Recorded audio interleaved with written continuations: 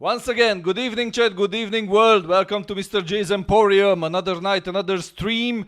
And we have to do a bit of catch up because yesterday, due to some technical issues, we were not able to stream as we promised. But today we are back. We are back with Near Mage, an adventure game developed by a small Romanian indie studio called Stuck in the Attic. A fantastic game we played 2 days ago, and it's time to continue the adventures of Ilinka Vraja in Transylvania. Fun fact, your streamer today is also from Transylvania, so I'm kind of a bit of an expert on the matter of all things Romanian, all things vampire, and all things garlicky. Come, join us for the next 3, 4, 5, who knows many hours, when we will be playing Near Mage and we will be answering live all your questions about Transylvania, about vampires, about the land of Dracula. We will look into what's real and what's superstition. I would like to welcome everyone who's already on the stream. Thank you for joining us. And as always, don't be shy and say hi to us, ask us anything. And as usual, the magic password or the magic formula or just my straight, simple plea to you is like, subscribe, and share, of course, if you like what you see. Hi, Yuno. Thank you for being here. It's time to start and see exactly what is going on in the world of Near Mage. We left last time Ilinka after her first completed course, which was, of course, Near Magic of Air. And we went on kind of a quest, a short quest around town to find botanical ingredients needed for our botanical class. Let's see how Ilinka fares, and will we be able to learn the first few real spells today. That being said, it's time to crack on.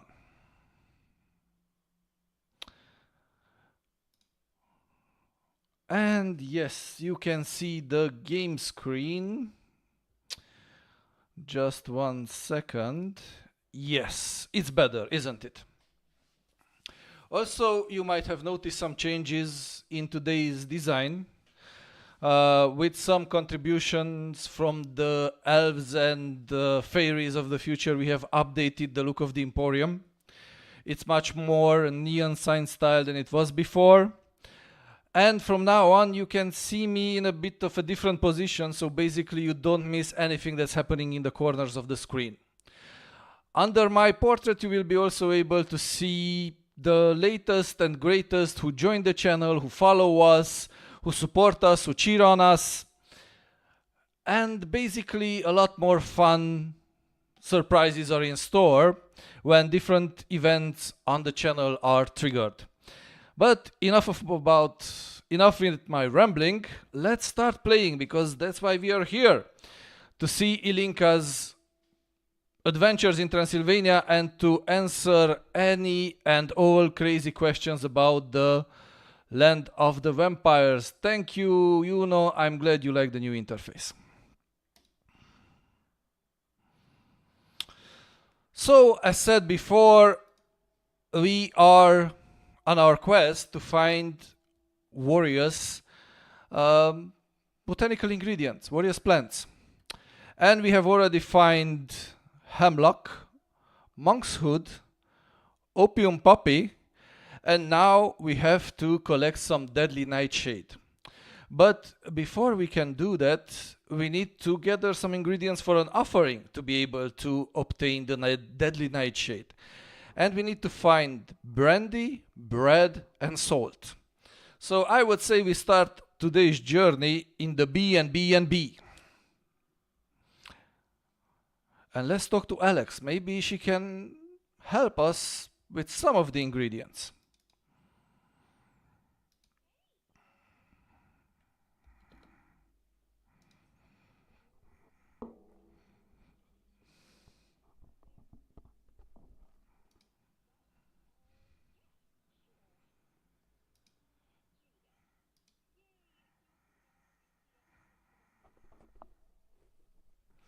I do believe she has some idea.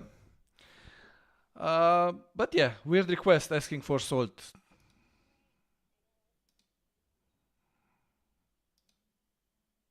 Should we chit chat? Let's chit chat the girl. She just helped us out getting salt.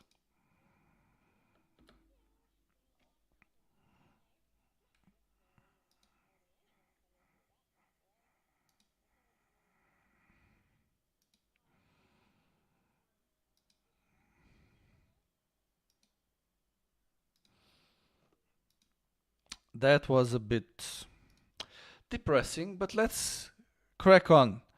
Tell me, chat, where do you believe we will have the most chances to find bread? And what was the other ingredient? Brandy. We already tried our Aunt Dominica's mansion and she warned us not to touch her private reserve of booze, so that's out of question. Let's look on the map. So we have the Tower Square gates, South Gate, East Gate, train station. Also, we don't really have money, so we have to rely on people's kindness. Akim, no. Aura, not. I don't believe the station clerk, but yeah, no, not even gonna talk to us. This is something you missed last time because my picture was covering it. This is a really nice guy playing with what looks like a really chunker of a cat.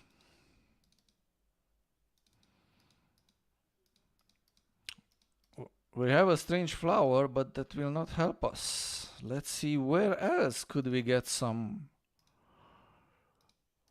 bread? Not here, I believe, but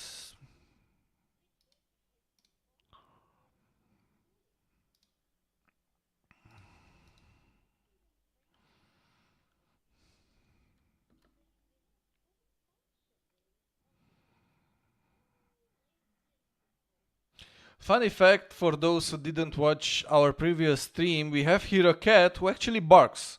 Woof, woof. So basically, we called him the polyglot cat because he speaks multiple languages, and apparently, this kind of lady just told us that there's a whole bunch of them, an entire lineage, and all look identical. How strange.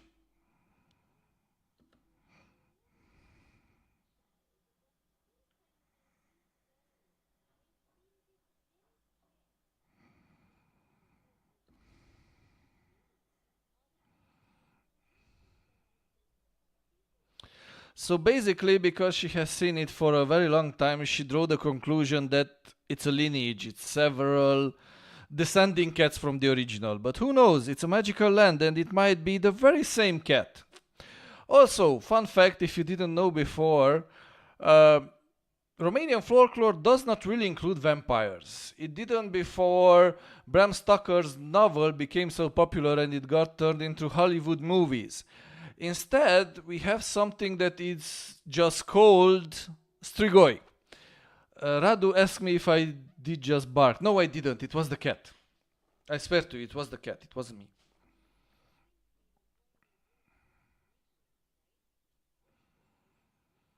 Of course, it can be the only reasonable explanation. The cat from the game barked.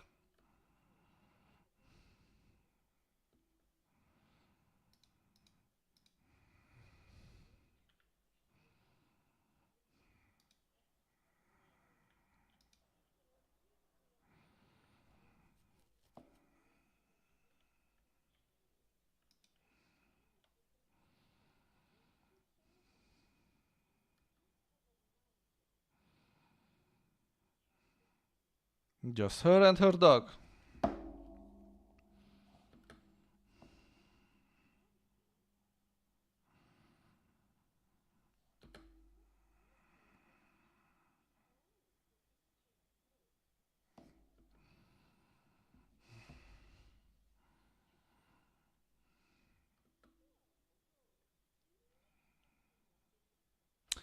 Yes, we will try to make something of the day, but before we move on, just a fun fact. If you don't know, Solomonar was actually kind of a mage, mythical mage in Romanian folklore, one that is said that could control not just the clouds but also the rain. And they were actually mythical creatures who control the clouds by moving the dragon-like creatures that we call in Romania balauri. They're not actually dragons, but they are the closest maybe to that description for Westerners. Where else could we get a bit of bread and, of course, some brandy?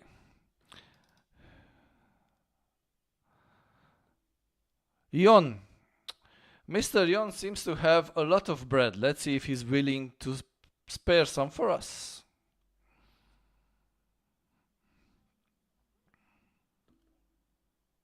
Really friendly already.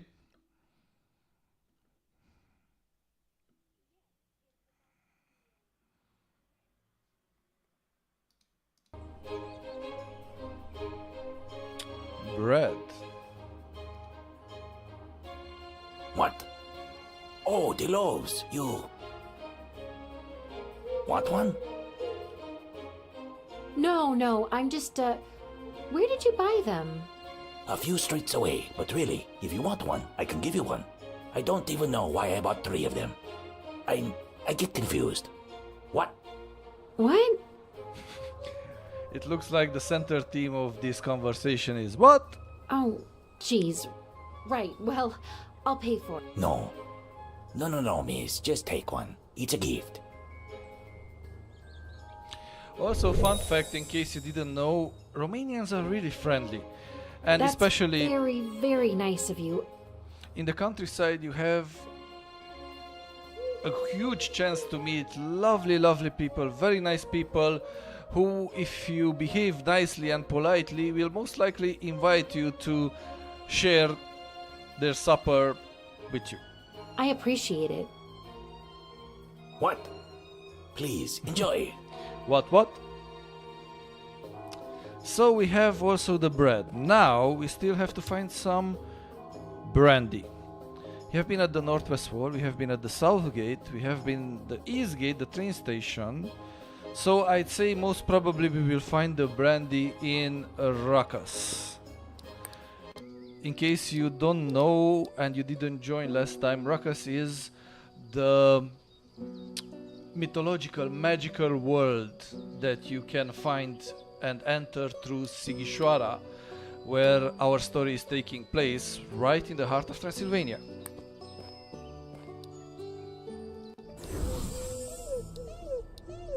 We have the gatekeeper who is sitting here with its fluffy, lovely chimera. Can I hear a cheer for the chimera, anyone?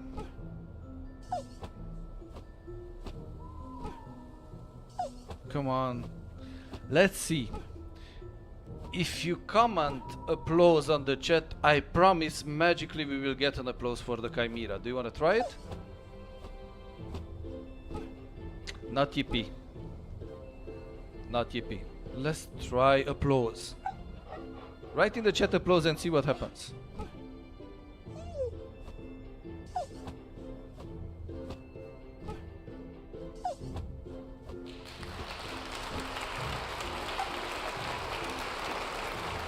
Magic!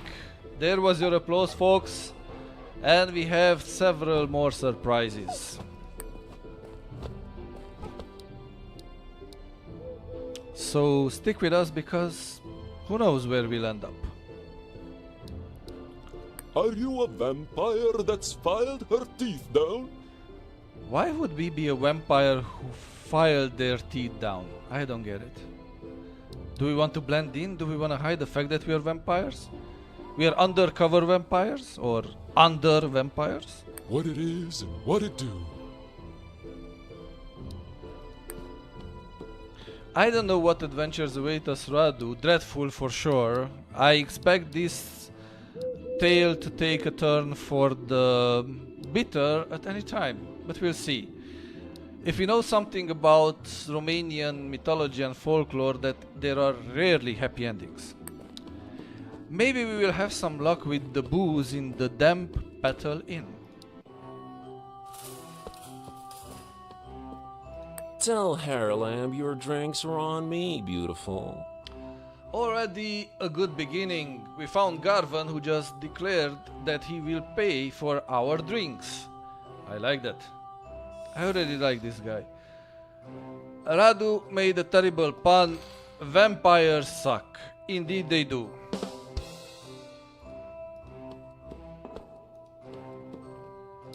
Let's talk to Haralam, who maybe will be friendlier this time around that someone is actually sponsoring our booze consuming habit. Yo, innkeep. What do you want, other than to waste my time? Got any brandy you could spare? I don't got brandy at the moment, nor should you be drinking it at your age. That's a bummer. Gotta go. Where should we get that brandy? A big, quite dignified. Yes, it's a dignified birdie. But we have to find somewhere some brandy. It's dripping with... Where could that brandy be hiding? Let's look on the map. We have the Shady Woods. Maybe in the Shady Woods we can get some brandy. We have the Wine Shade Passage. Wine Shade. Maybe? Not really sure. Shopping District. Maybe that's worth a trip to. Let's start in the Shopping District.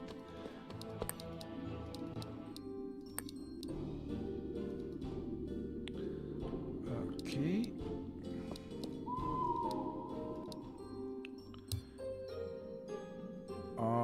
Let's go to the bridge. Then we should try to go up. Hazy View Crossroads. We went too far. Back to Flicker Light Landing. Yes, that should be the right one. Tin Poplar Avenue. And finally we are in the shopping district. But here we have a watering Not too busy at this time of... day. hole. Not too busy. That doesn't help us. We have the Bronze Needle, where I doubt we will find some brandy. And also we have the Visarian's Page Turners, where we know we find knowledge more than anything. In the back of the inn, no. Unlike other previous games, here it's not really about adventuring and pixel hunting for the right object. It's more about actually discovering and characters and talking to them. But I remember that in Monk's Court we have another bar. Maybe here we will have a bit more luck. Okay, that's strange. You can only see it if you look for a few seconds, but the animals in the niches aren't dead. They're flapping their wings incredibly slowly.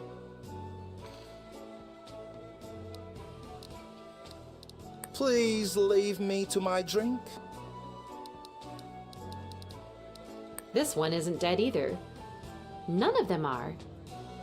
So basically no one is dead. They're just moving really slowly. They just move incredibly slow. I guess the tavern's name makes sense now.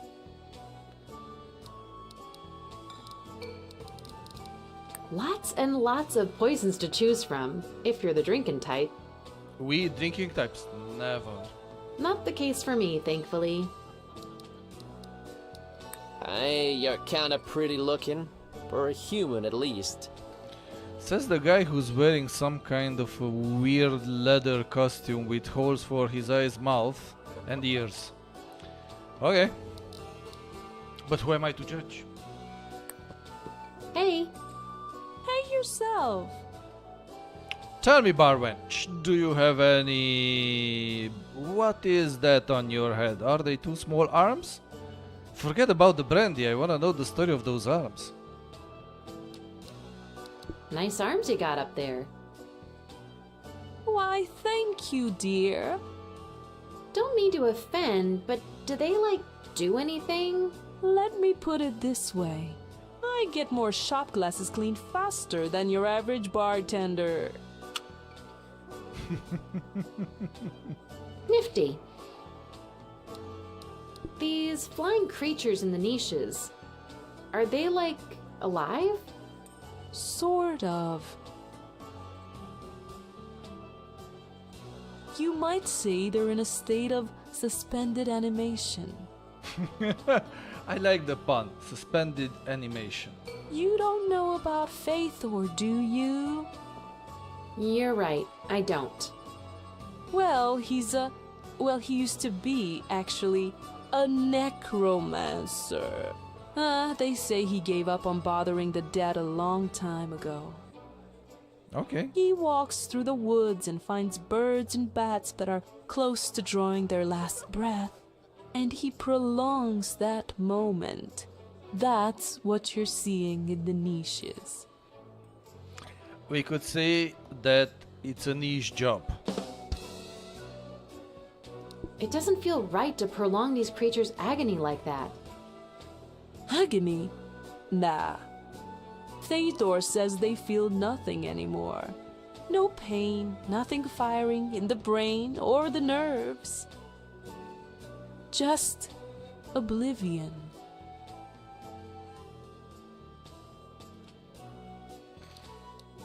So these flying things stay alive? Not really. They're all dying still, just very, very slowly. To the point where I guess you could consider them unalive. I guess that's the politically correct term. They are not dead. They are unalive. To be honest, I find it all a bit... Really, I find it a bit endearing. Necromancers get a bad rap when really their moral position is better than the majority's. What? How? Most living things want to kill other living things. Necromancers want to see things be alive again. And again, and again. Or alive for longer. Yeah, when you put it this way... What happens when one of these animals in the niches finally passes on? Oh, that's a very rare occasion. And one of the few times when you're guaranteed to see Faithor in here. He shows up and replaces it with another slow moribund. Then he sits in silence for a while, has it. Wow. He's super old. When you get to be his age, you're bound to become much harder to understand. Yeah, I guess. Thanks for the talk. That's a nice way to put it. Because of the age, older people are harder to understand. Sure. Okay, Sanda. We explored all your comments about the slow-moving creatures in the niches, but now the big question. Do you have any brandy for us? Got brandy? Are you 18? Yes. Yes, ma'am. Good. How much are you having? If it's okay with you, I'll take the bottle. Here you are. Careful now.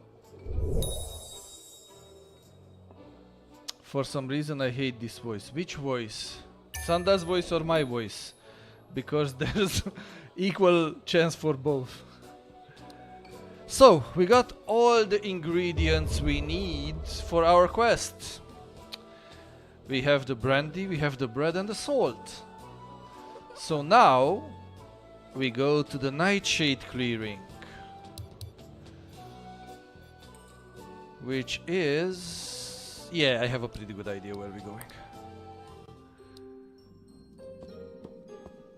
Sanda's voice. Both of you like Sanda's, don't like Sanda's voice. That's interesting. Why? I'm just curious. I'm not saying you're wrong or that you're discriminating poor Sanda. I'm just curious. What quality of her voice is so annoying?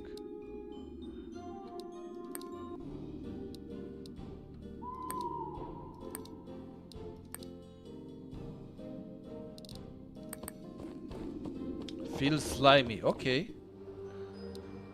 So we have a slimy bar wench.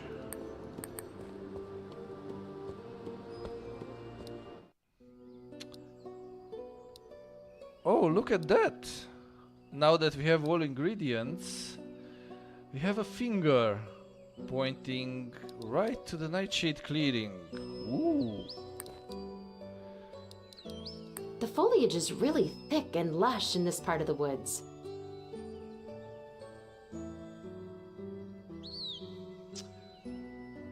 And Yuno also says it's slow and it has an annoying tone. Yes, it does. Feels, I don't know, magical. We're in a magical forest, of course it feels magical. It's almost like a natural stage bathed in golden light. Maybe if I stand here and wait, something will happen. Ooh. On the other hand, maybe not. Most likely not. Correct. Okay, now we have indeed a vampire lady in this clearing. Let's see Nyam. Nyam Nyam. Nyam Nyam Nyam.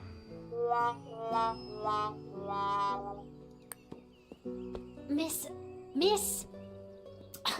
Sorry, I was here first. How come in Transylvania we have a vampire with Scottish accent? My guess might have become just true. Hogwarts have moved to Transylvania all of a sudden. Oh, you're Neve, right? Neve. Really? That's how you pronounce it. I think I heard you in potions class. That's me. Got me gargle and me bread and everything. So kindly find another clearing, yeah? So, chat, help me out. If you're not asking questions about Transylvania, which by the way you can, which option should I choose? Should I hold my ground? Or should I just agree to give up, roll over, and let the Scottish take over Transylvania?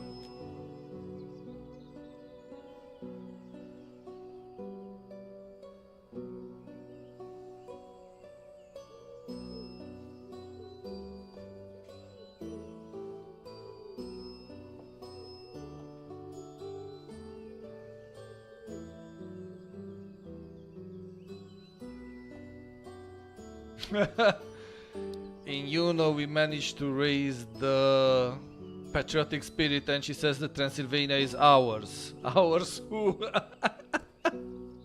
Okay, I'm curious to see that battle of wits falling out on the chat. But help me before you battle your wits. Should we stand our ground? Shall we hold our ground?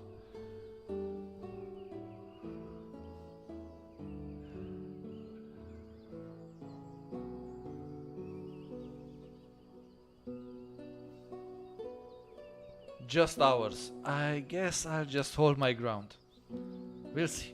Nah, you kindly find another clearing, 'cause I suspect you don't have any salt.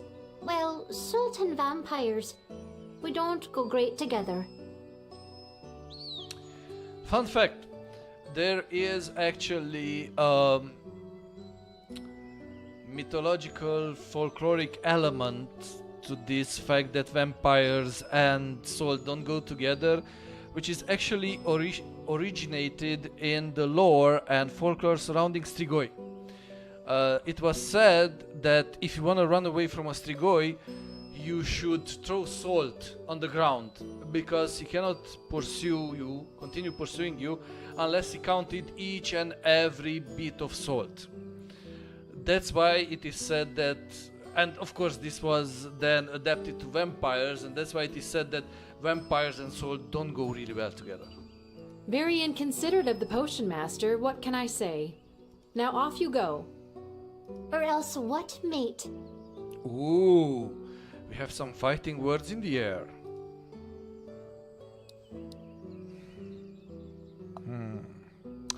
Threaten violence or make a compromise.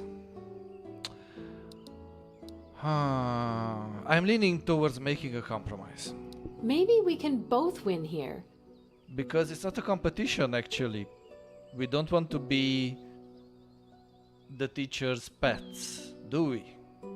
What if I share my salt with you and we add both our bottles and our loaves? Maybe we get lucky. That's very decent of you, human. Thank you kindly.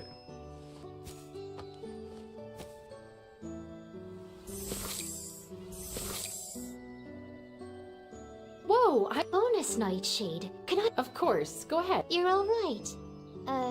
Illy, no sweat. See you in class. Oh, we did the right thing. I'm just proud of us.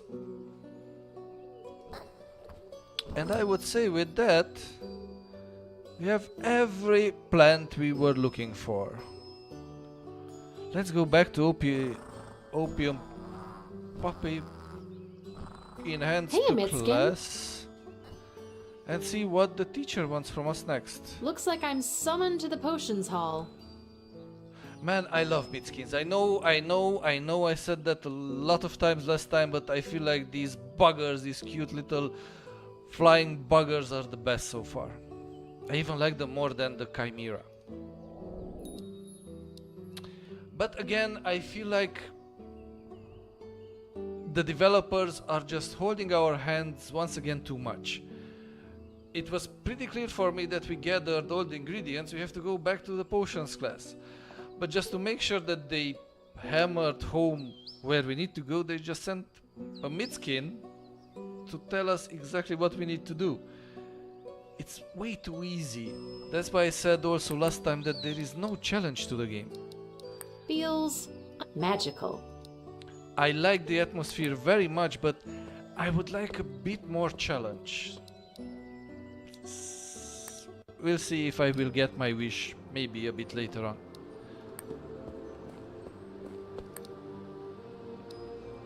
Just admiring the architecture.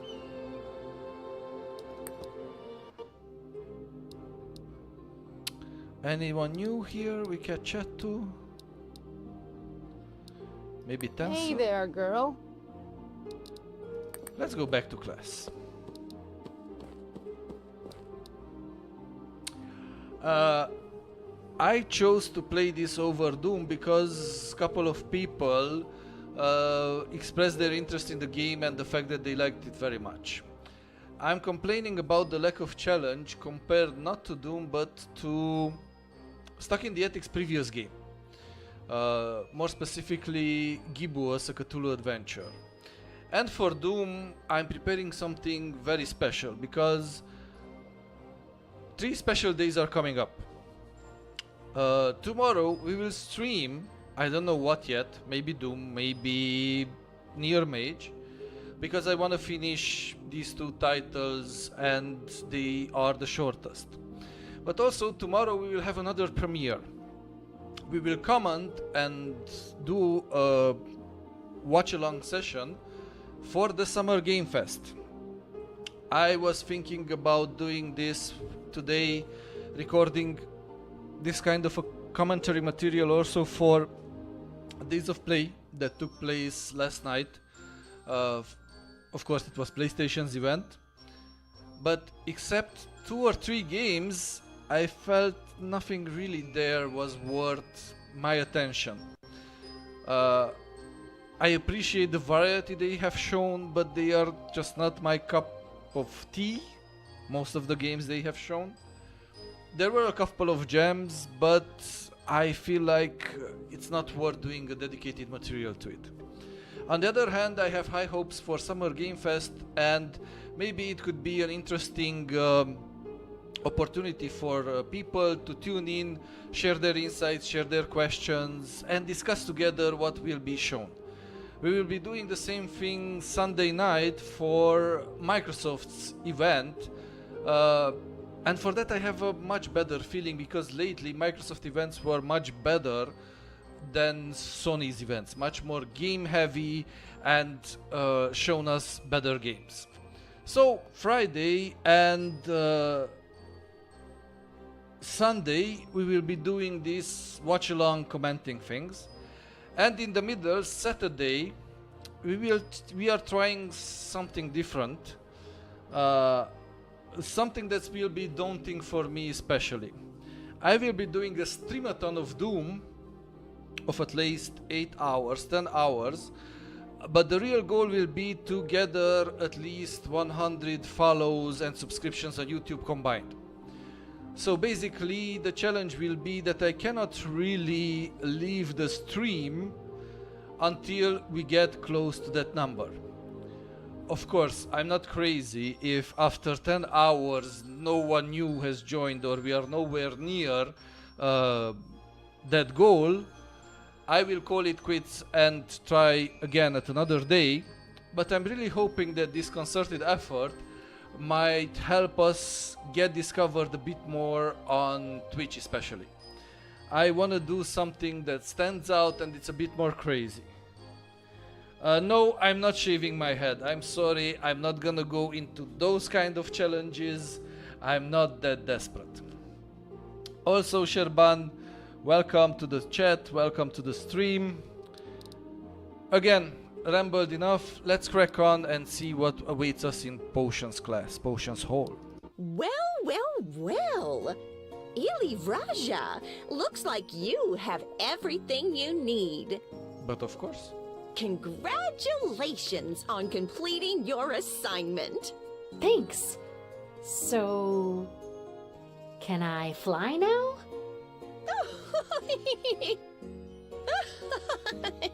Let's make it happen. Don't drink and drive when you can botanic and fly? Yeah, terrible jokes. But first, let me commend you on helping out your fellow student, Neve. Neve. Okay, I don't know where that pronunciation is coming from, but okay, I'll just roll with it. It did not go unnoticed. We'll put those flowers to good use, child.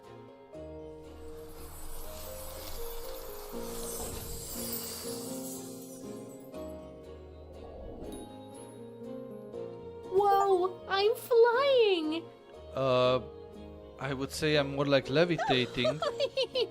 Up, and away! Be careful not to bump into others. And no flying outside of Rakus, you hear? Roger that. So now I can fly. It seems like the place to be if you're into the green stuff. Flower.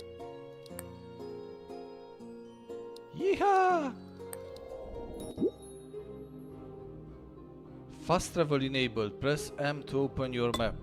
Oh, so basically now that I can fly, actually it has a much more practical application. We can teleport. Because probably the logic behind it is that fast traveling equals to flight? Okay. Explore Rakus. Let's go explore Rakus. Rakus. Where should we go now that we can fly?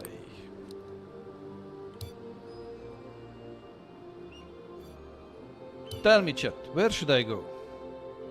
Where should we explore Rakus? Should we go into the forest? Should we go into the city to the west? To the south? Or to the east? Looks like I can't even imagine. Come on, come on. Help me. Yes. Radu, as usual, you are of great help.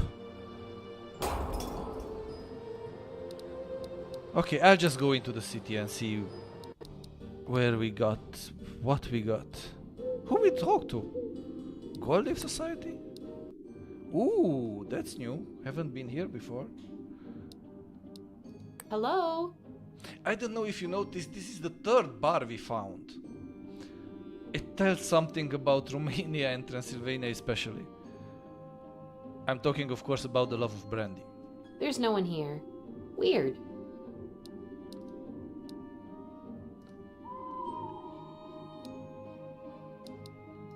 I wonder what types of shows take place on that stage there. There's something you don't see every day. Indeed, a ceiling full of... At least not outside of Rakus, I guess. A ceiling full of candles hanging upside down and working perfectly. It's magic. As Headmaster Strigoi would say. Magic. We have a banker, we have... Wanna see me cast flame downs? Hi, Sorry, miss. Only vampires in Strigoi allowed. Private party. Probably there's a lot of sucking going on. I'm afraid I don't have change to spare. Thank you, but I don't need change. I need your full wallet. Nah, I'm just kidding. What else can we explore? You're not there, are you? No, I'm not. I don't know you. Leave me be. Yeah, sure. I'm leaving you be, guys.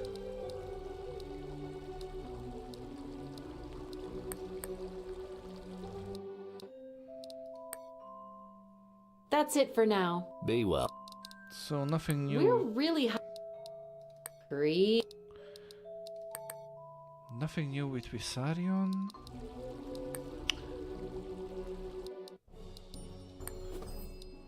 Okay. Abronsius. Nothing, really? Clothes are Abronsius's business. They're everywhere.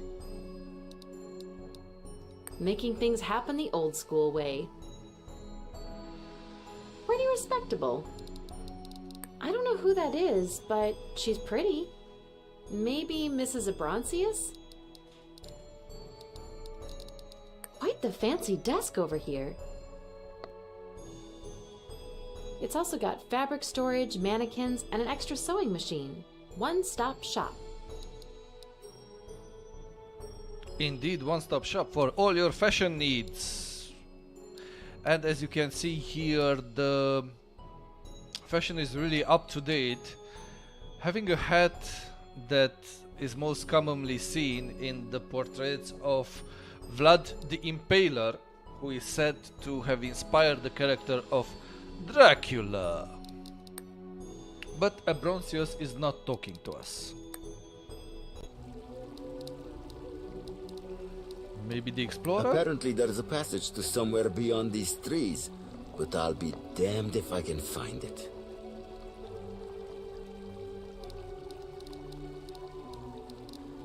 The path gets really dark and creepy farther that way. I won't risk going further without knowing what I'm doing. Give me just a second, I have a bit of a cough and I need to drink a bit of water. Be right back.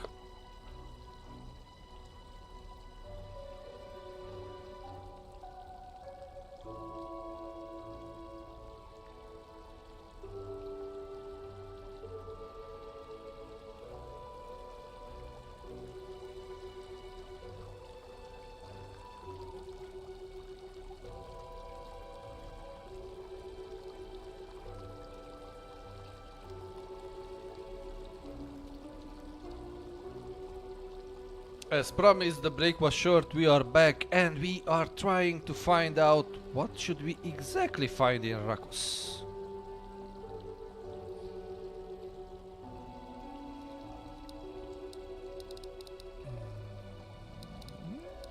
Folks enjoy.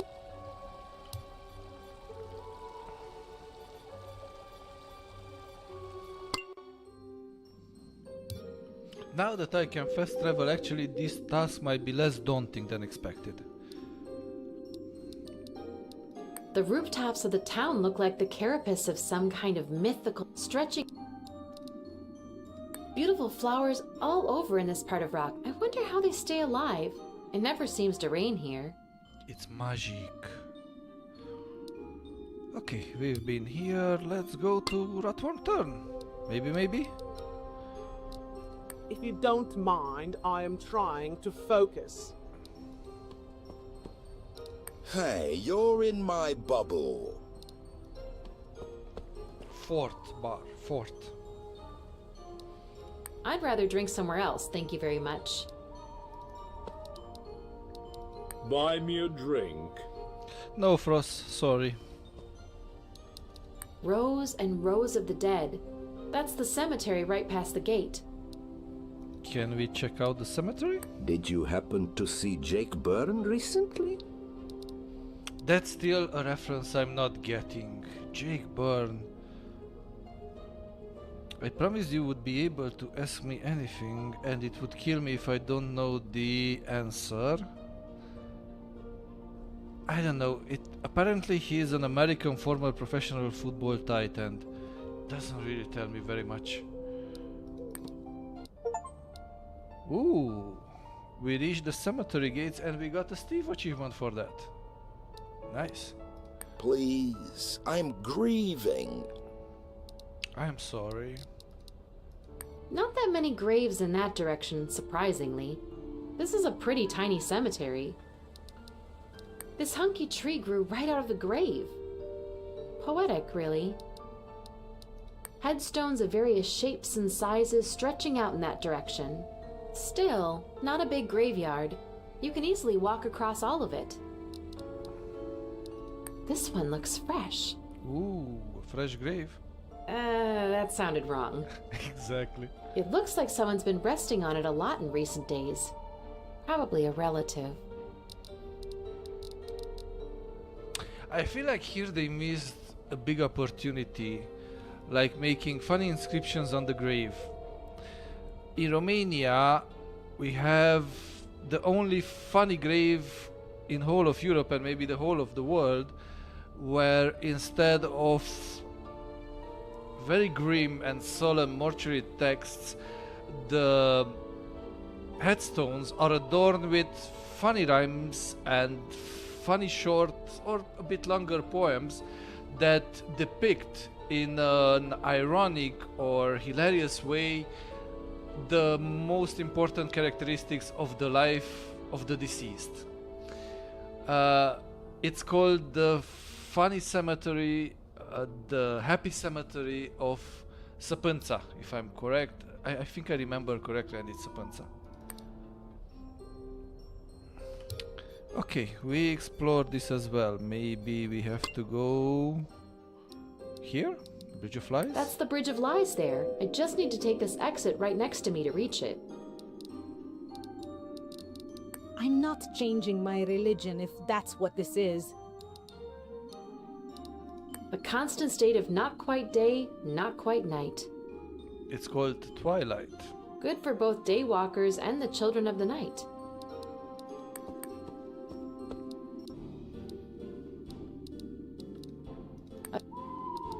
A peaceful alley leading to the rich side of town. Someone told me people refer to this quiet little stream as lies. A bunch of lies floating along. I didn't ask for details. Minciuni? Minciunele? I'm trying to get the reference here. Help me out if you got it. Bunch of lies. That would be in Romanian minciuni, or the diminutive would be minciunele.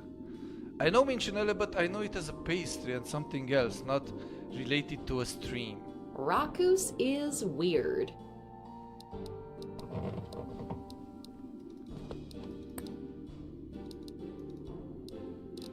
We have been here.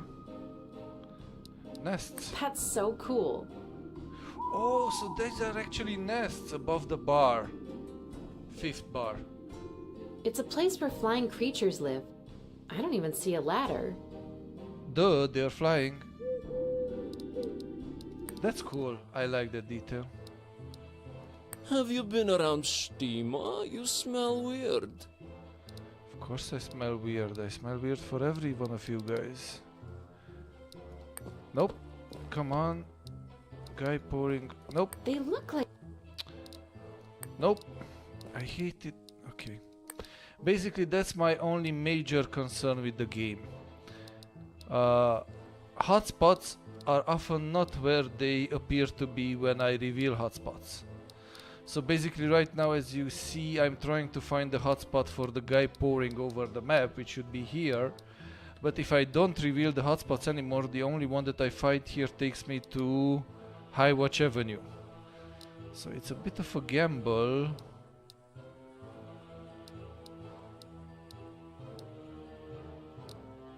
Yeah. Oh! Okay.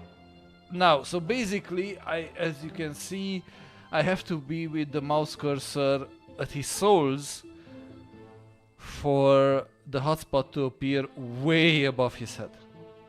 Hey man, girl, I ain't got time for you.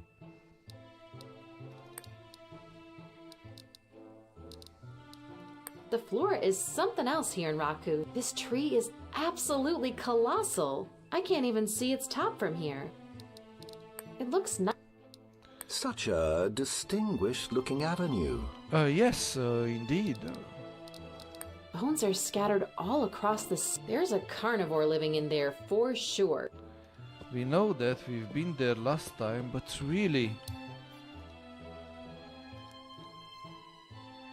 We have two quests. One, the disappearance of Whipple Derlet, where we have to find Zane. And one that says explore Rakus. Yikes. That's a lot of blood. Bones are scattered all across There's a carnivore living in... Yeah, we know about them.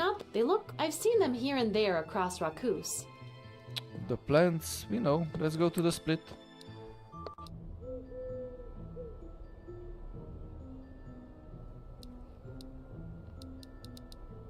No offense, but you smell like human. I wonder why do I smell like a human? What it is and what it do. What it is and what should I do? Are you a vampire? So we've been all these places. Let's go to the woods. Ever been to Barrett, kind of? I swear, I just saw the yellow in the forest. Anthropomorphic trees. I don't think my eyes are playing tricks on me. These trees have eyes and mouths. But of course they do. They don't seem to move, though.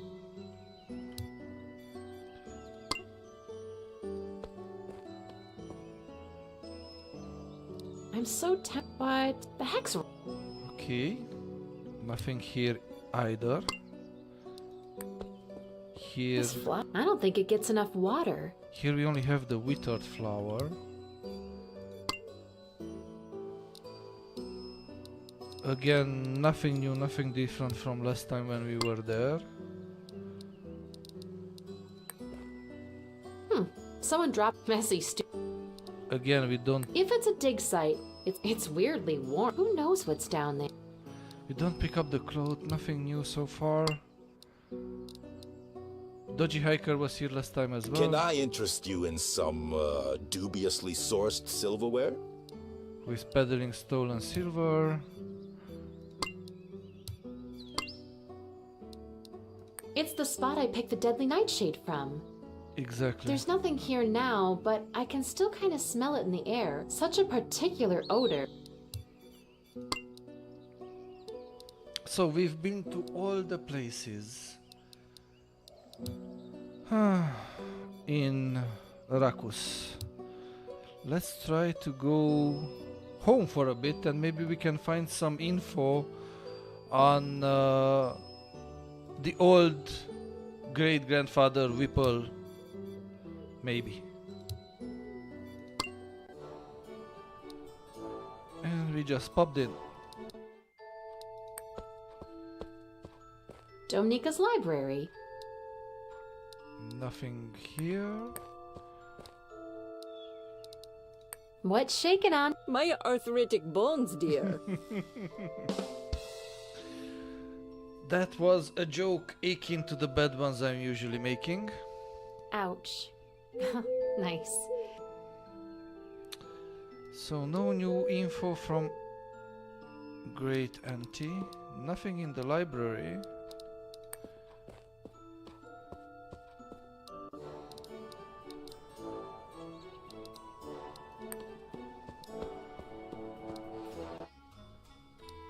Hey, hey! Yeah. Catch you later. With Alex we can only chit chat.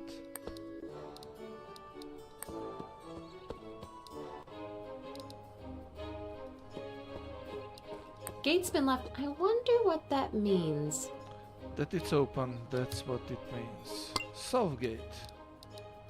Illy. Not much. Still waiting for the truth to fall out of the sky? Pretty much. So no new info from Zane.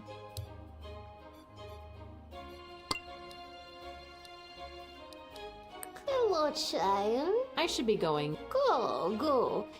Mix.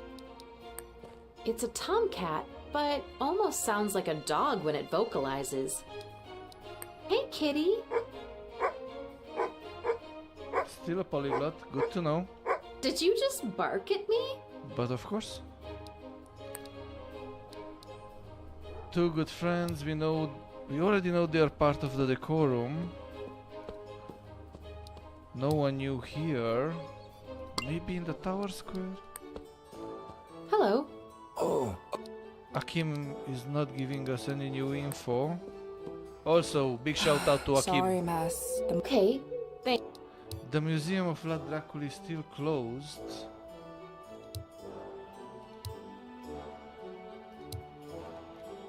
Explore Rakus.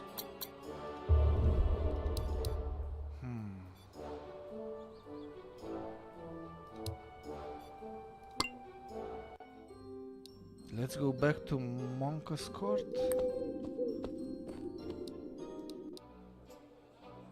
Monk's Hood Court, sorry. Anyone new here, Skiff? Hey, babe, mind if I cast wild wine on you? Keep your intentions to yourself, you slimy little...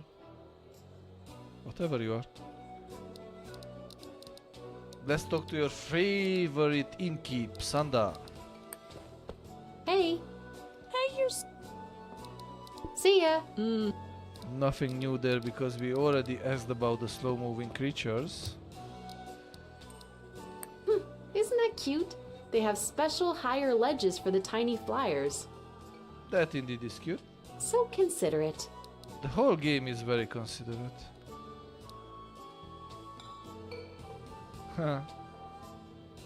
Fun fact, this kind of wide belt, I wouldn't even call it belt, it's kind of a belt. It's actually very typical for a period of Romania when kind of roadside bandits akin to Robin Hood are said to be actually kind of roadside terrorists, but only menacing the rich ones so they can give to the poor one. And they had these one-shot flintlocks, a couple of them stashed in that very wide belt, and they became somewhat of a Robin Hood of Transylvania and Romania. Of course, that's more folklore than reality, because indeed those bandits did exist, but they were more likely to fill their own pockets than the ones of the poor.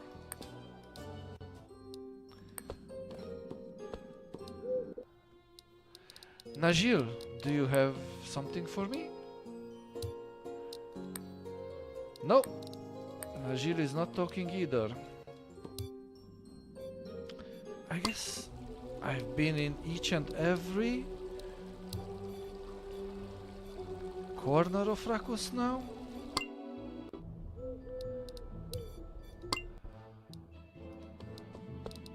You got something against vampires, huh? Yes, we are anti-vampires. We've been to Highwatch Avenue, yes.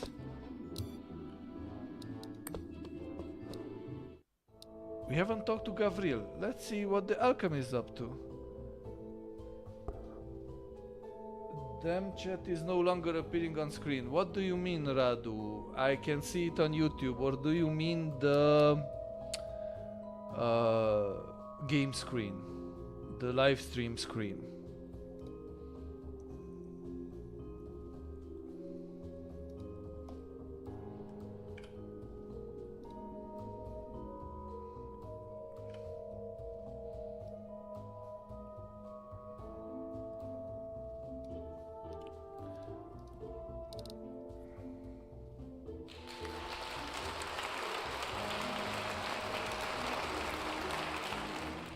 I guess we fixed it. It's there now and it's fading away. Any other magic I can do for you? Otto, for the last time, the shipment isn't here yet. Do you see it here? I think you don't. Oh no, no, no, no, no, no, no, no. We don't go. We don't go to Terente. Or do we? If someone else supports your idea to discuss about Terente, I will bring him up. Oh. Oh. You're not Otto. My apologies. You are new, are you not? I think you are. That's right. I'm Illy, a student at the Institute. Pleasure. Gavriel, best alchemist in Rakus. Pleased to make your acquaintance. Am I not? I don't know. Are you? Think I am. Okay, okay. How may I serve you? Can you tell me if you're the last person I need to talk to before it's considered that I explored Rakus? Who's this Otto? Oh, this landlord over on High Watch. Always pestering me about Abavier. Apavier. Again, that's roughly or exactly translates into English as living water. You know, live water. I would say living water, not live water. Living water. Like I control when the shipments are delivered. Do I? Oh, do you? I don't think I do. Ah, I put out an order for live water all the way in Sweden? Something to that effect. Probably Sweden. And it's a pun because in Sweden there is actually let's call it alcoholic beverage that is called and can be translated into living water. But also in Romanian that term is used to describe very high alcohol content category of drinks known as palinka, which are often called living water. Out in human land, days and days ago. And has it arrived yet? I think it hasn't. Flipping unreliable humans. No offense. No, you're right. We're pretty flirpin' unreliable. Everyone just traipses in asking for it. Day in, day out. Day in, day out. Woohoo! I told them I paid for the flirping shipment. In advance even. Did I not? I think you did. I think so too. Not my fault it hasn't arrived yet. This seems to be rather forgetful or even not really knowing his own mind, Gavriel. Weird. And as I can see on the chat, no one picked up on Radu's offer, so we will not mention Terente, at least for a while. What the flirp is Apavia? Live water. Living water, I would argue. Good for hydrating, strengthening your health, and putting out fog view. Let me guess, live fire instead of living fire. Fuck VU. Is that live fire? Man, that sounds so wrong when she tried to mispronounce it in English. It went in a completely different direction. It is. Isn't it? I think it is. I'll be back. Will you now?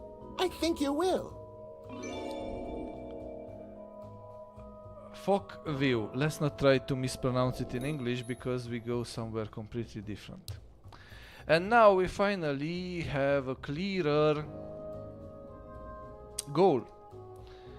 We managed to explore Rakus, but it's not completed, so basically probably we will have a new subtask here. But now we have to go to the hot real estate to find Otto on Highwatch Avenue and probably chat with him about this living water business. A cornucopia of mostly technical texts. Botany, alchemy, geology. I doubt these were written by humans, though. Gavriel probably has something for everything in here. I don't know that I'd trust all of them, though. Most probably better not to trust all of them. Certainly not enough to use them on myself. Smart girl. I don't know this for a fact, but I'd bet it's poisonous.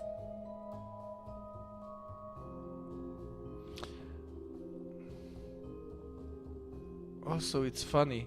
I feel like a missed opportunity if we are talking so much about Apavie to have also an alambic here.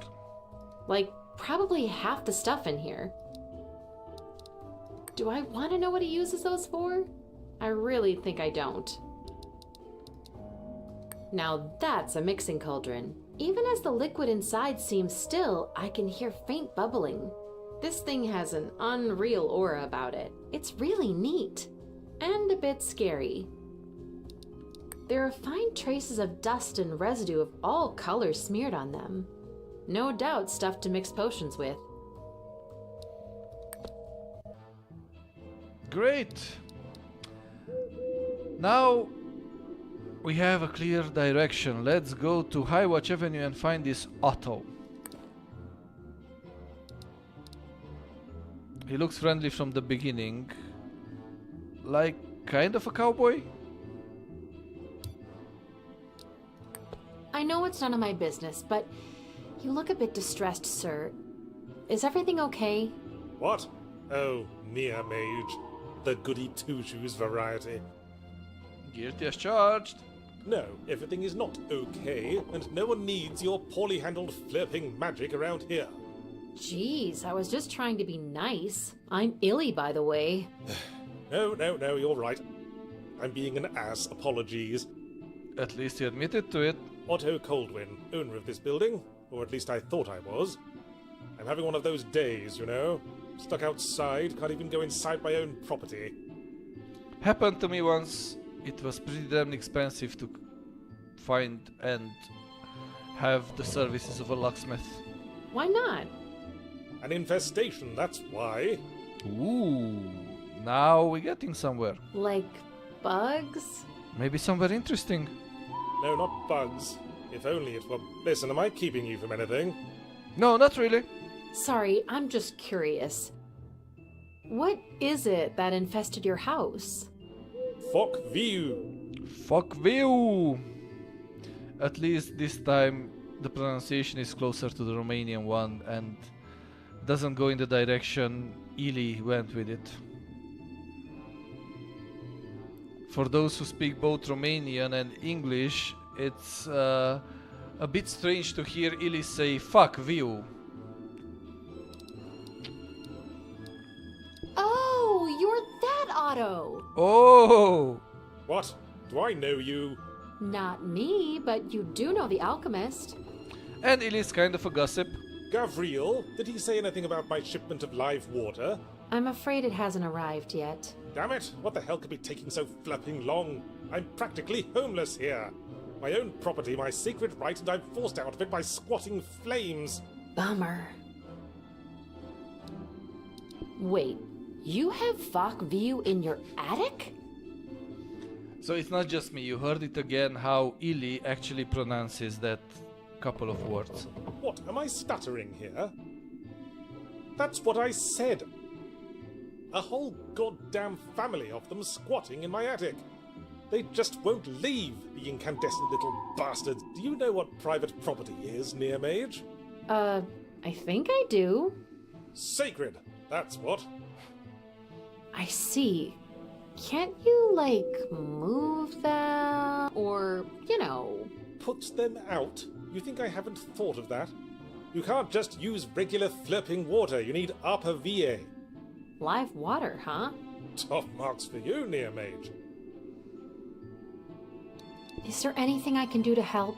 Unless you specialize in relocating living goddamn flames. No, I just need Apavie. Live water's the only thing that gets them. The alchemist. Yeah. He just keeps saying he doesn't know when he's getting any. Wait, while you're here, let's get one thing I appreciate you magical neophytes jumping at any chance to solve society's problems. But magic's what got me into this mess, and I won't allow it in my home ever again. I hope we're clear. How did magic... Gods, but you're intrusive, you know that. Doesn't matter. No flirping magic. Let's be nice because he's distraught and he went through enough and probably mugged up some magic that caused a live fire to appear in his attic. Got it. I'll do my best to help out. I still have to enter your property. You won't shoot me or anything, right? I'm not in the mood for kidding around. Go ahead if you think you can help. So, it's perfect. We are not allowed to use magic. And why is it perfect? Because we don't really know any magic. We know one near magic formula. And if I remember correctly, I learned water, but water is not enough. Because we need living water, which we don't have. But let's see if I can dialogue ourselves out of this mess. Wow, it sure is hot in here. Look at that ceiling. It's absolutely charred.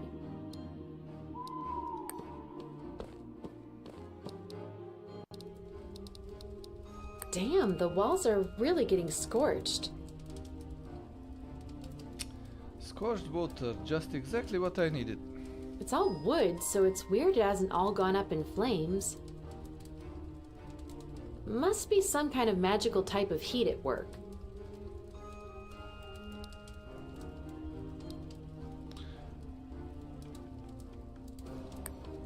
Let's talk to them. Hey, guys. Did he send you to take Folkview away?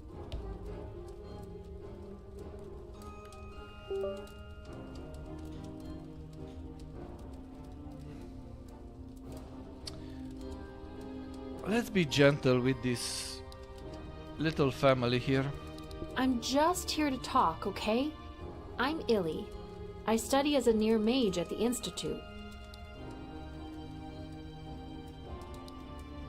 So, why are you here again? Folkview and children here long before Otto comes. Where else to go? We keep warm. We help. Don't send us away. Anything I can do to convince you to leave? We not leaves unless we taken someplace good. And that would mean we embers. And you have no Apavia, do you, human? What happens if I pour... It's a bit bad, but good too. It's like that's for you humans. We turns to embers, stay warm forever. Forever? Until you put Folkview in your place. Make fire again. Go on. Put us in altars. We there forever. Nobody can put out Folkview then. That's so final. Wherever is home is home. Oh, I had a feeling we will have to go back to Gavril and see if we can move things along with that Apavie. Oh, it's you. How may I... I've met this Otto guy you mentioned. You did, didn't you? I think I did, yeah. He's not too happy about this family of Folkview. They're squatting in his attic, Oh, yes. That's Otto Coldwin, isn't it? I think it is. What do you think has happened to your Order of Apavia? How the flip should I know? Stolen? Lost? Both possible. Aren't they? I think they are. You think they've at least made it to Rakus? Did they make it here? Did they at least reach Sigishwara? Or did they even reach Romania? I don't know. How could I know? Well, I can't search the entire country, but I might look into it. I'll be back. Will you now? I think you will. Of course I will. By the way, guys, the title of the stream is what it is for a reason. Your streamer here is actually from Transylvania, from Romania, so you might ask any questions about local folklore, local snacks, vampires, anything related to Transylvania and Romania. And I will do my best to answer all your questions. But right now, let's go to Sigishwara, to the train station, and find out if, by any chance, the shipment has arrived.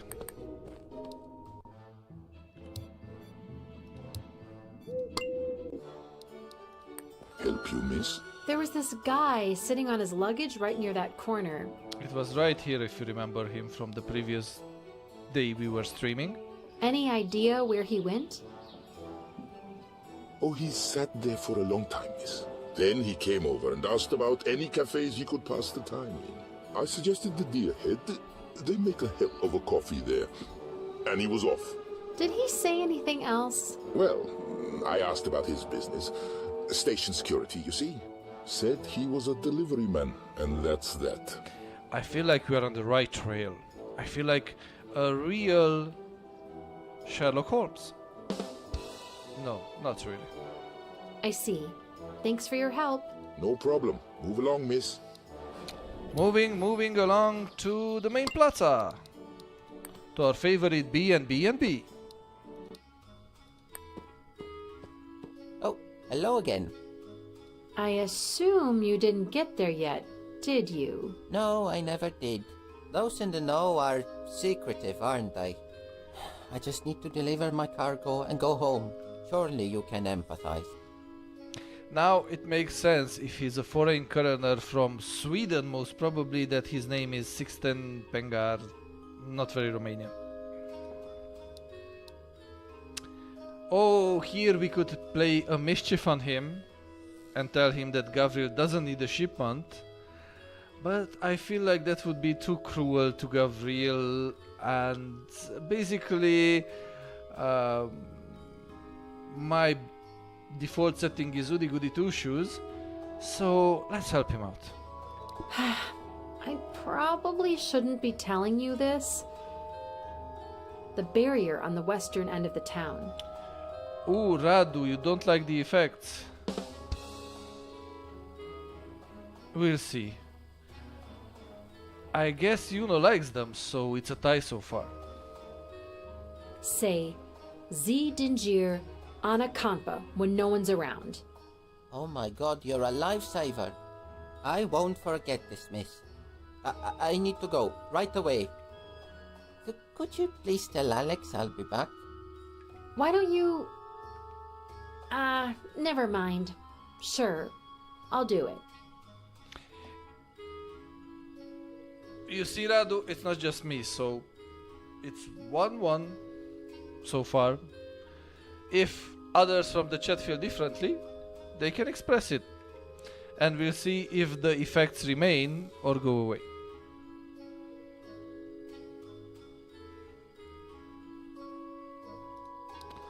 Let's see if we did a boo-boo or not, because we just sent another human who had no business into Rakus.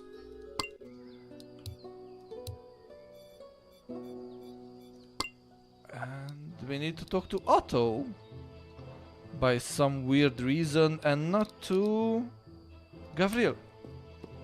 Yes? A Chihuahua is also fun, but we don't need in the stream, says Radu. Sure, let me guess where, let me see where I can get the Chihuahua for next time and see how the audience reacts to it. I guess it's understandable you're tired, Radu. It's getting quite late here, so we are past 10 p.m. So at least we have consensus on those little demons that they are Yaki. So people, stay quiet, stay calm. No torches, no forks. We are not bringing Chihuahuas to the stream. Or do we? Was just curious. Oh yes, one finally got that shipment of Upper VA from Gabriel, thank goodness. Took him long enough. Did you, pour it on them? Yes, and it turned them to embers. Doesn't solve my problem. I'm afraid of touching them. Will you take them away, please? But of course, let's relocate those embers. It will be like part of your training. Sure. I'm sure your teachers would encourage it. Sure, anything that helps you out, isn't there, Otto?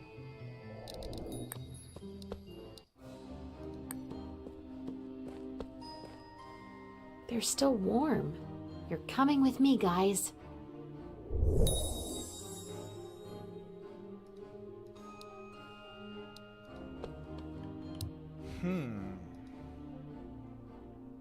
See what you can do with the Folkview embers.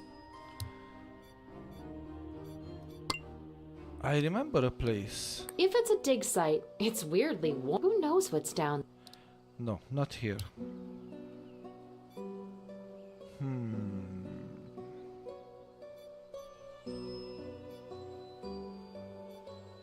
We should take them somewhere where they can stay, like in an altar. Let's see if anyone in the institute has any idea.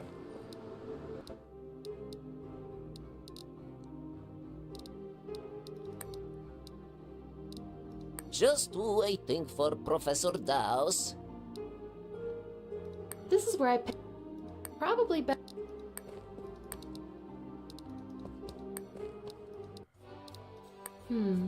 roaring fire is probably supernatural, but I don't mind. So not here.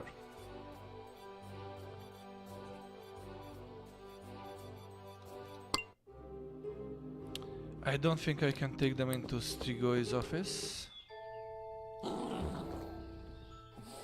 Here I don't see any altar. And I don't think I'm allowed to take them out of Rakus, am I? Or am I?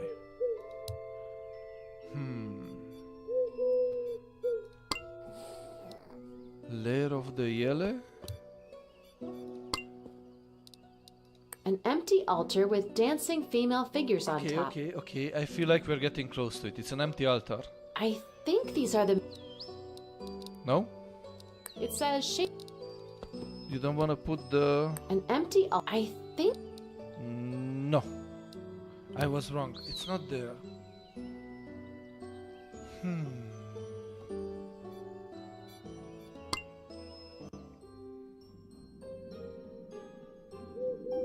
Firefly Crossing doesn't seem to be it either.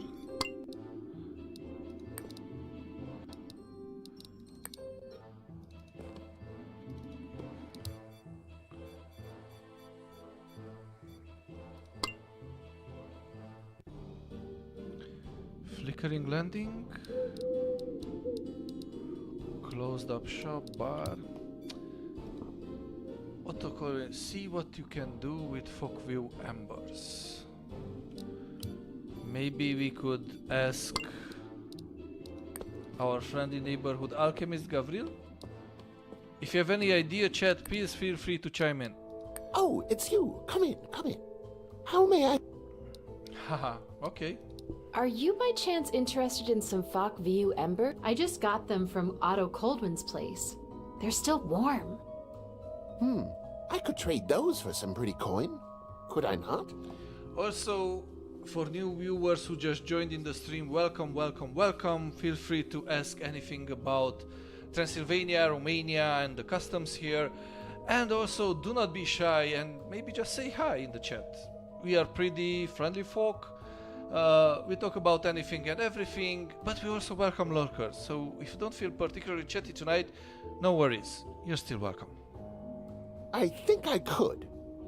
Are you selling them or what?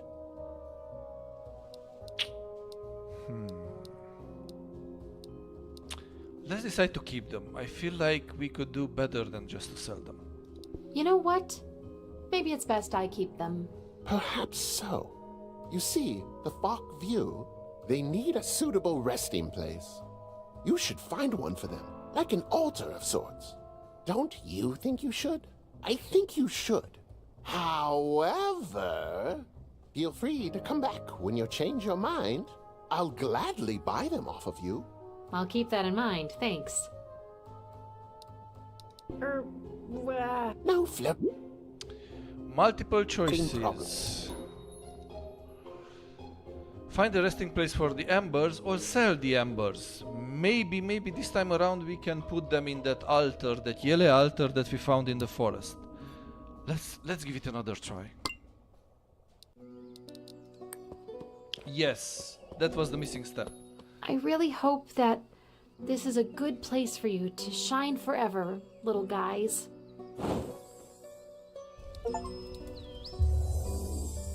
The Fok will have a new home. We got a Steam achievement for this, so I would say it was a pretty good decision. My live fire friends seem happy here.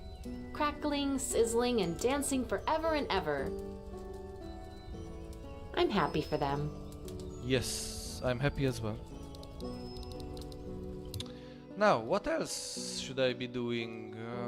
Come on.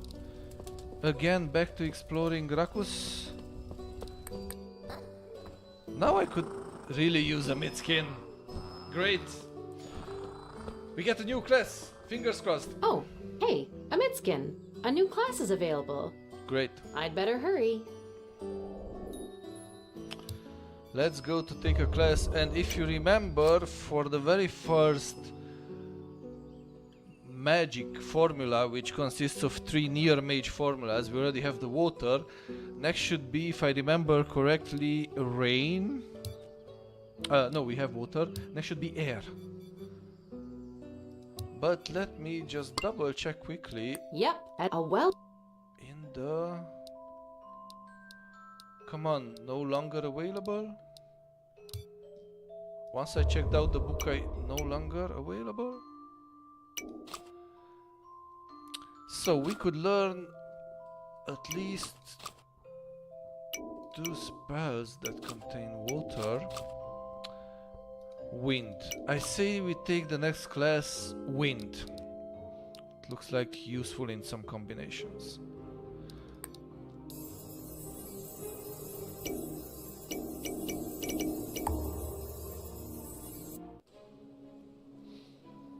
Let's see who teaches us about wind. Welcome, near mages. I am Professor Kaze, and I will teach you wind magic. I will now briefly lay out essential principles of wind magic. Then I will need you all to repeat them back to confirm that you memorized them. If one of you gets it wrong, you all get it wrong. Just like in the case of water, we will have to be paying attention and then answering some questions correctly in order to get this near magic piece. Please pay attention. When your spell-casting skills soar high, it's most likely from the wind magic under your wings. One cannot change where the wind blows, but one can adjust where their magic floats to. Be one with wind magic and you are one with your inner mage. Throw magic, not caution, to the wind. The winds of magic are the winds of destiny. Now, all together. One cannot change where the wind blows to, but one can adjust. Where their magic floats to. Where their magic floats to. Second test. The winds of magic. Are the winds of destiny, the bearers of news, the sparks of joy, or wings of hope? Wings of hope. Oh no, that's incorrect. Second test. The wind. Tell me, chat, do you know the correct answer?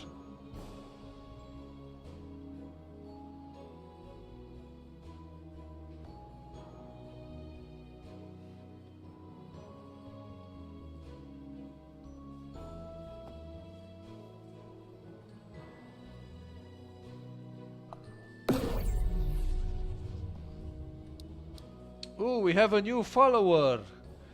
GG Train 556 has followed us. Thank you kindly.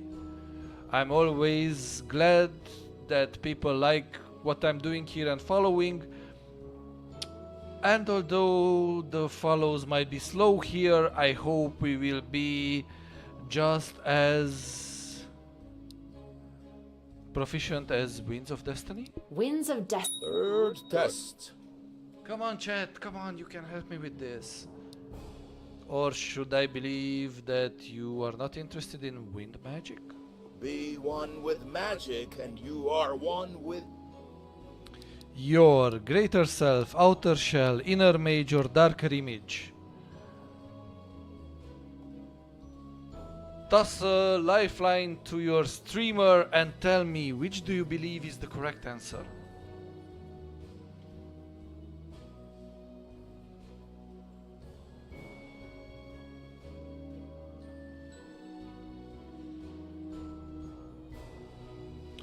Radu helpful as usual with yes. Yuno votes for inner mage. Do we have any other votes?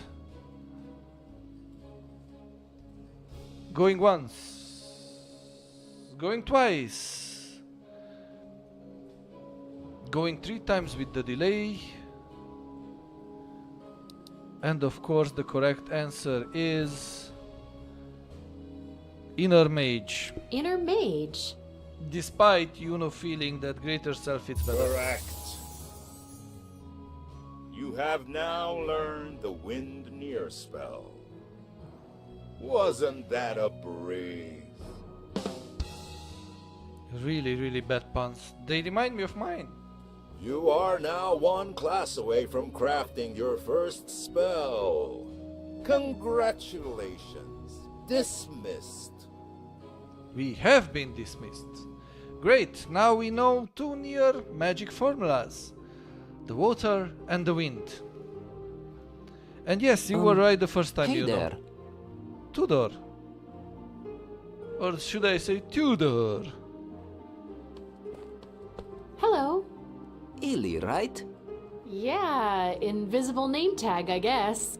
Oh, it's just that kids talk about you, and not just the kids.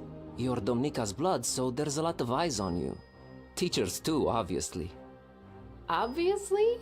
You have a lot to catch up on. I'm Tudor Strigoi.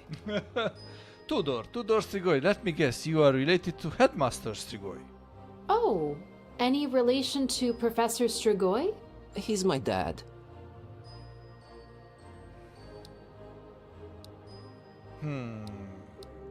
Let's be a bit selfish. Let's fan our narcissistic side and ask Tudor, why are we so talked about? Why is everyone talking about me? Is it Domnika? I get the feeling that you're not quite aware what a legend she is. Pretty accurate. I guess I need to prod her more. Modest and sometimes obstinate. That's legends for you. Indeed. You're talking about me, right? No, Domnika actually, but... I'm just messing with you, dude. Oh, okay. Where are my manners? Would we call this vampire emo chat? With the undercut, the spacers in the ear, and the obviously way too big glasses? Can vampires even be emo? I've been keeping you for much too long. Hope to see you around, and we can always hang out and talk if you, Roger that, Tudor. We'll hang. Literally. From the ceiling. Alright, great. Bye. Yuno says totally emo 100%. Fair enough. Also, is it just me or this guy looks here like some kind of a Jedi if we would have lived in Transylvania? So like pocket budget Jedi? Let's see what else can we do in the game. What else supposed? We are supposed to explore the Institute now. Okay, let's see what we find in the Institute. Probably best to... Maybe not Professor Dao's office. Just you, says Krali. No, it's not just me. I do believe he looks a bit like a Jedi.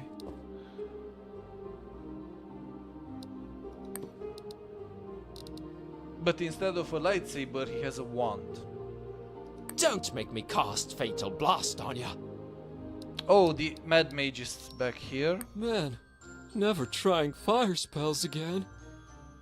I would say he's already well done. We have the flirty Ida. Wouldn't mind studying with you, or just you. I guess they are kindred spirits with Sherban. Kodrin. Kodrin is new. This guy looks chill. And that's it, he just looks chill. That's one cozy looking couch. I'd so rest my werebutt on it, but it seems I've always got too much going on. It's nice and warm in here. So, nothing new in the common room.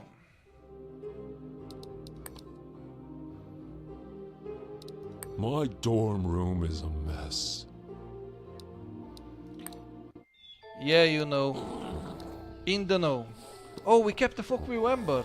We have it here in our own dormitory room. A little Folkview Ember I decided to keep.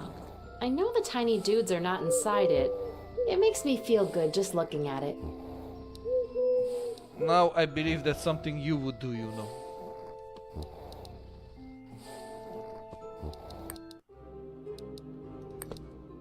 Oh. Apparently there is advice that you should be friendly and on the same wavelength with your followers and viewers. And I guess at least with 3 people I can say that I checked that box. So once again, big shout out and thank you for Yuno, Sherban and Radu, who are already loyal viewers of the channel, loyal followers of the content I make. I really appreciate their support and being here and listening to me rambling. And also extra shout out to Radu, who, although annoyed by the new sound effects, still puts up with the channel. I promise I'll keep them to a minimum. Until I don't.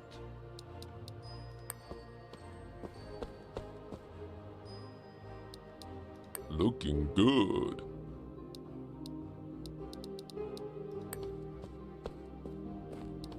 I have no business with him now.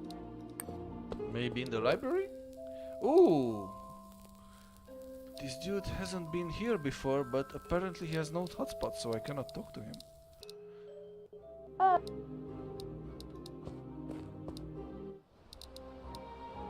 Jiku! Shout out to Jiku. You got a problem with me cause I'm a spiridouche, huh? Spiridouche?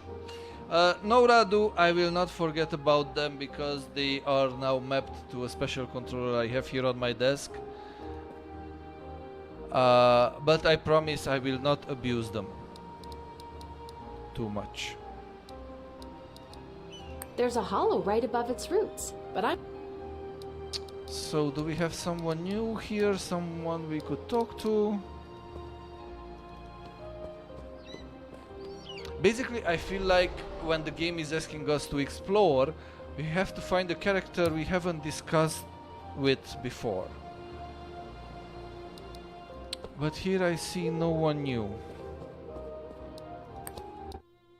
Potion Hall. Can we talk to Professor Saveta?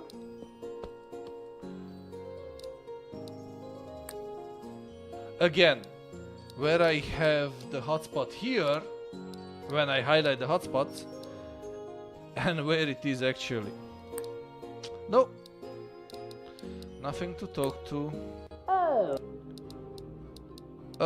What? Oh, curses! Corvinus. Where are you screaming from, Corvinus? Let me find you and make your life even more miserable. Help you. The Institute seems to have been built around this ancient rock face. The man-made stuff just weaves into the natural... well, man-made. Corvinus. Looks like a sturdy lock, but I wonder if the librarian noticed. Okay, that was it. So basically, now we can talk to Corvinus. Corvinus, Chief Librarian, at your service. Mr. Corvinus, I was just curious about being a librarian. Thinking of becoming one? Of course you're not. You look to me like a person of action. For some reason, my ancestors were mostly librarians. Some kind of natural inclination, I guess. The ones that strayed into, let's say, more dangerous territory didn't end up too well. Books are much safer. Well, most of them. Let's see what's up with the broken lock. I couldn't help but notice the broken lock on that door behind you. Oh, flickety-flickins. I gather you were hoping no one would notice. You gather correctly, miss. Chill. I can keep a secret. In fact, maybe I can help? To be honest, miss, I would be grateful for any assistance at this point. Spill the beans, Chief. Oh, I shouldn't be telling you or anyone, but the proverbial cat is out of the bag, isn't it? That is, or was, probably the safest and most reliable magical lock you could get your hands on. There to keep everyone away from one of the most dangerous books in this world, and now it's gone. So basically, someone liberated the most dangerous book in the library of a magic university. I'm pretty sure there's nothing to worry about. What book are we talking about? Oh, it is called Gibbosus. I wonder what is this a reference to? Can it be Gibbous? The indie developers who made Near Mage's previous game? And also relate to Cthulhu? Sounds weird. Sounds weird because it is weird. It knows where many unholy and forbidden artifacts are hidden throughout both the magical and the non-magical realms. Like a tracker? I guess you could say that, yes.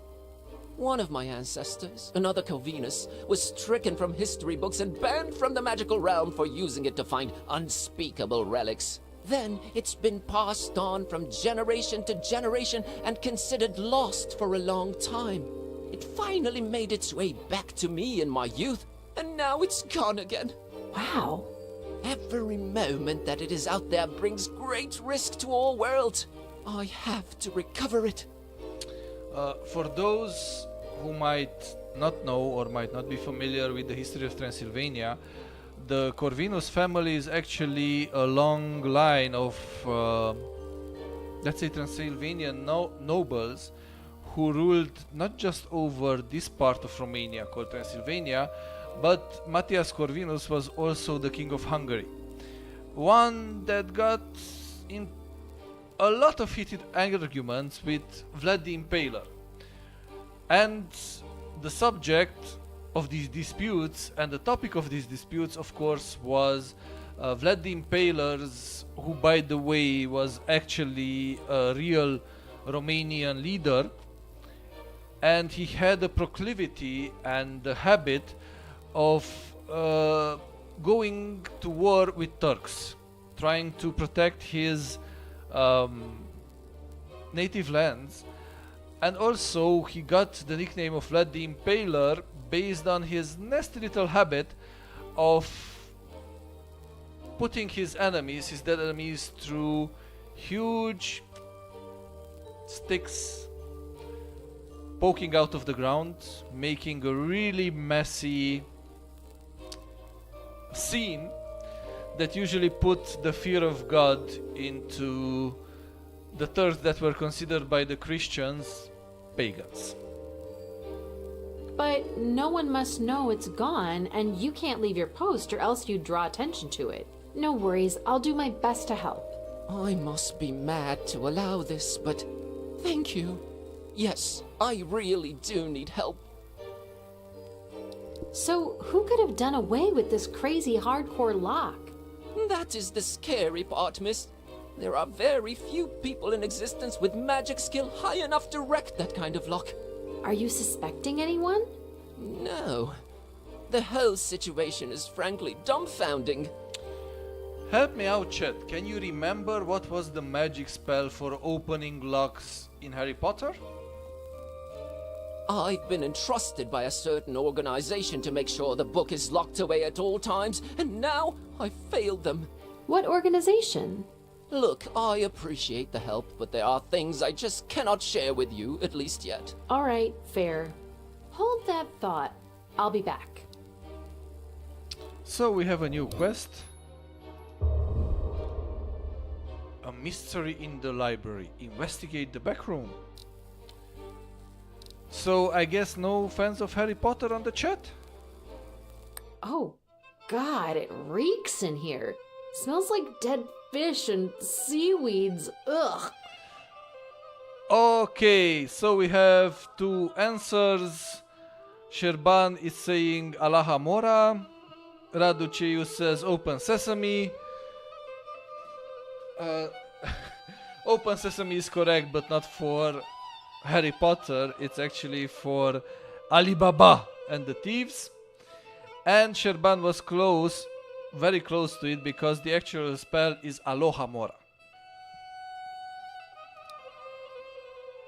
Ooh, we have chains and wet tracks.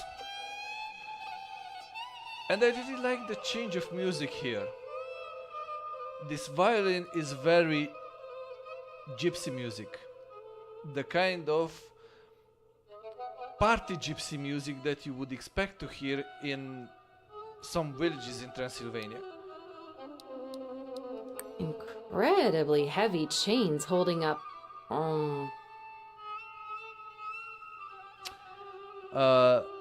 Radu comments the fact that it is weird that we memorized that.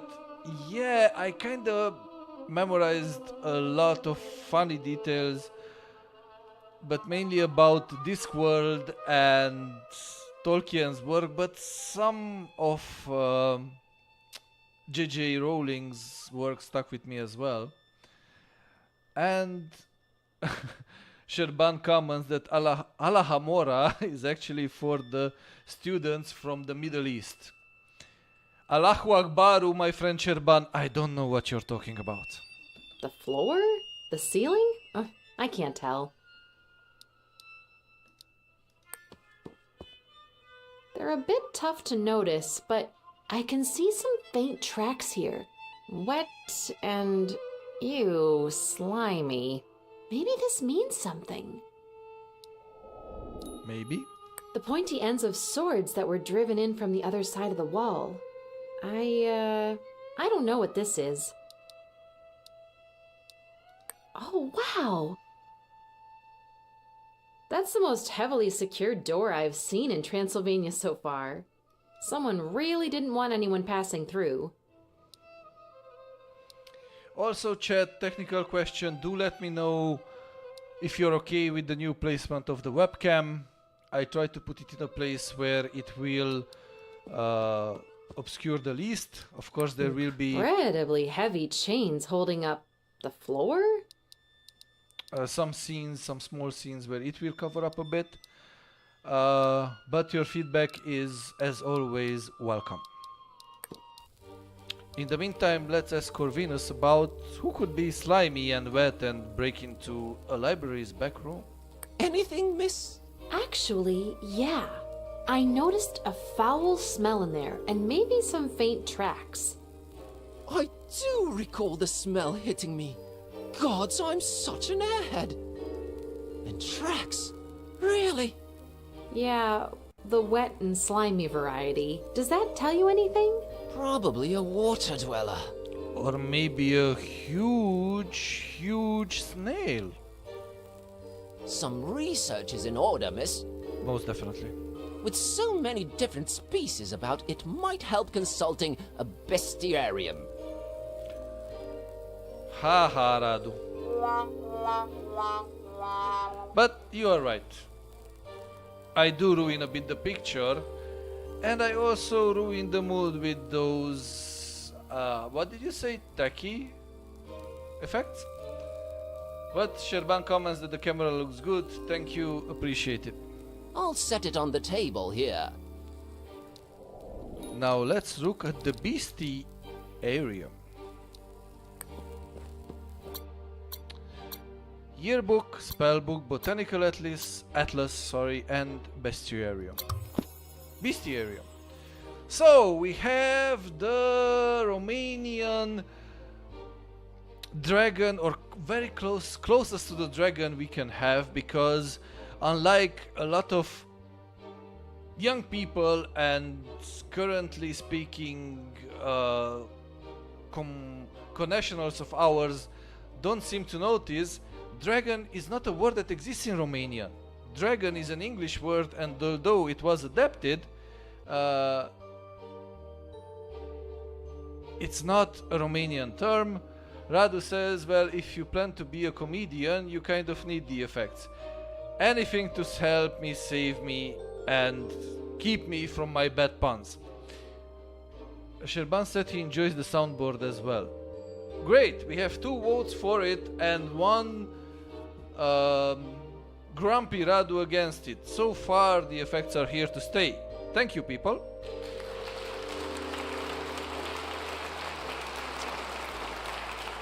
But let's return and discuss a bit about Balaurs. What are these big mythical creatures that are so specific to Romania? There is no end to bad taste. Yeah, I know. But that's why you are here, is it not? Just joking, of course. So, the Balaur is a flying creature of great size and awesome strength. There are several kinds of Balaur, two of them being the most revered. The red Balaur is a scaly dragon-like creature that breathes fire and brimstone. The blue Balaur is a feathered half-bird, half-dragon. When in rage, it will spit deadly blue flames that burn through anything. So those who expected the blue Balaur to be more of an icy Wayne type of creature will be very, very wrong. So here on the left you can see the red Balaur, much more like a dragon, and the blue Balaur, which is more like a giant bird. The flesh of the Balaur's young is believed to be a universal cure by some species, especially the Spiridouche. The Balaur can only be summoned by certain species by burning Zagan feathers in a place the Balaur is known to haunt. A Balaur thus invoked is bound by magic to grant a single wish. So as you can see, these are very different from the usual dragons in English. In the meantime, Yunus says, I sadly know the dragon and unicorn in Romanian discussion too well. Yeah, and you will keep hearing it, you know, until you get it correctly. Also, as a fun fact, the Balaur, the three-headed Balaur, is a common, let's say, mythological creature for this part of Europe. Hungarians have it as well, and at one point they made a cartoon series about Shushu, who was a Balaur with just one head, and he was of course ridiculed by his elder brothers who had each 3 heads. Sherban asks, don't you have the word Dracon in Romanian, or Draculia? I remember that Vlad Țepeș's father was part of the Order of the Dragon, which was made by Sigismund of Luxembourg. Yes, but in there, Draculia and Dragulia actually isn't referring to a dragon, but it's referring to the devil. It's coming from Dracul, not dragon. So basically it's a mistranslation of Order of the Dragon, because it was, in Romanian at least, it didn't refer to the Order of the Dragon, which indeed Sigismund was part of, but to the fact that he was what was Vlad's father's name? Man, I have a lapsus now.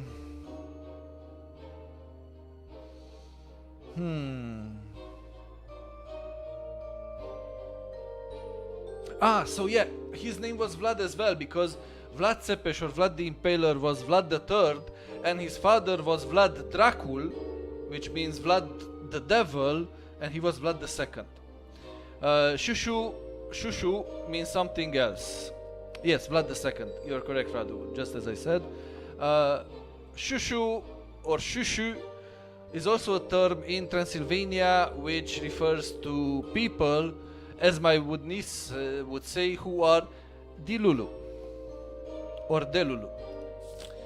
Basilisk. Again, we have a basilisk here, but our Romanian basilisk is very different from the usual representation in the Western folklore of the basilisk, because it is also known as the Serpent King, but the basilisk here is presented as a winged creature that is part snake and part rooster. Again, very typical for Romanian mythology and folklore. It is believed to roam the dark forests west of the Black Lake near Racus, but their inaccessibility makes for extremely rare encounters. It is believed that the basilisk can kill just by looking at its prey. So basically, the effect of the basilisk's gaze is the same, but the way it is presented is very different. Because here the basilisk is half serpent, and part rooster. We continue with Kapkaun, which this time it has a correspondent in English. It can be known and called colloquially as the ogre. The Kapkaun is a misunderstood species or species. Generally believed to be bloodthirsty brutes, they have since evolved past that, emphasizing their cunning and intelligent nature. Though some Kapkaun retain their violent traits, many of their young choose to apply their skills in domains that put their craftiness to good use, such as being counselors, negotiators, middlemen, or spies. I'm sorry, I find it a bit hard to believe that a Kapkaun could be a spy. He is such a big fella that he would stand out anywhere. Chimera, the very magical creature we saw at the entrance into Rakus. The Chimera is also present in our mythology, Romanian mythology, Transylvanian mythology, and is a large-scale symbiotic creature.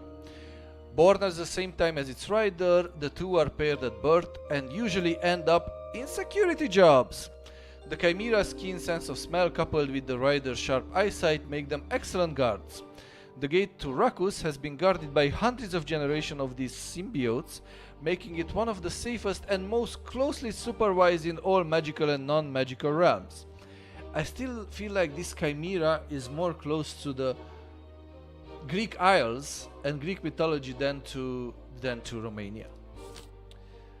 And on the same note, more of a Greek inspiration, we have the Cyclops. Not much is known about the geographic origin of the Cyclops other than it being a warm, humid climate abounding in plant life. These species make up for its monophasic eyesight with intelligence, sharpness of wit, and a keen sense for business. Many Cyclops own businesses ranging from taverns and inns to traveling sideshows. The Cyclops is often prone to extremes when it comes to their personalities. Some are very meek, some are excessively irritable and abrupt. It has been observed that reciprocating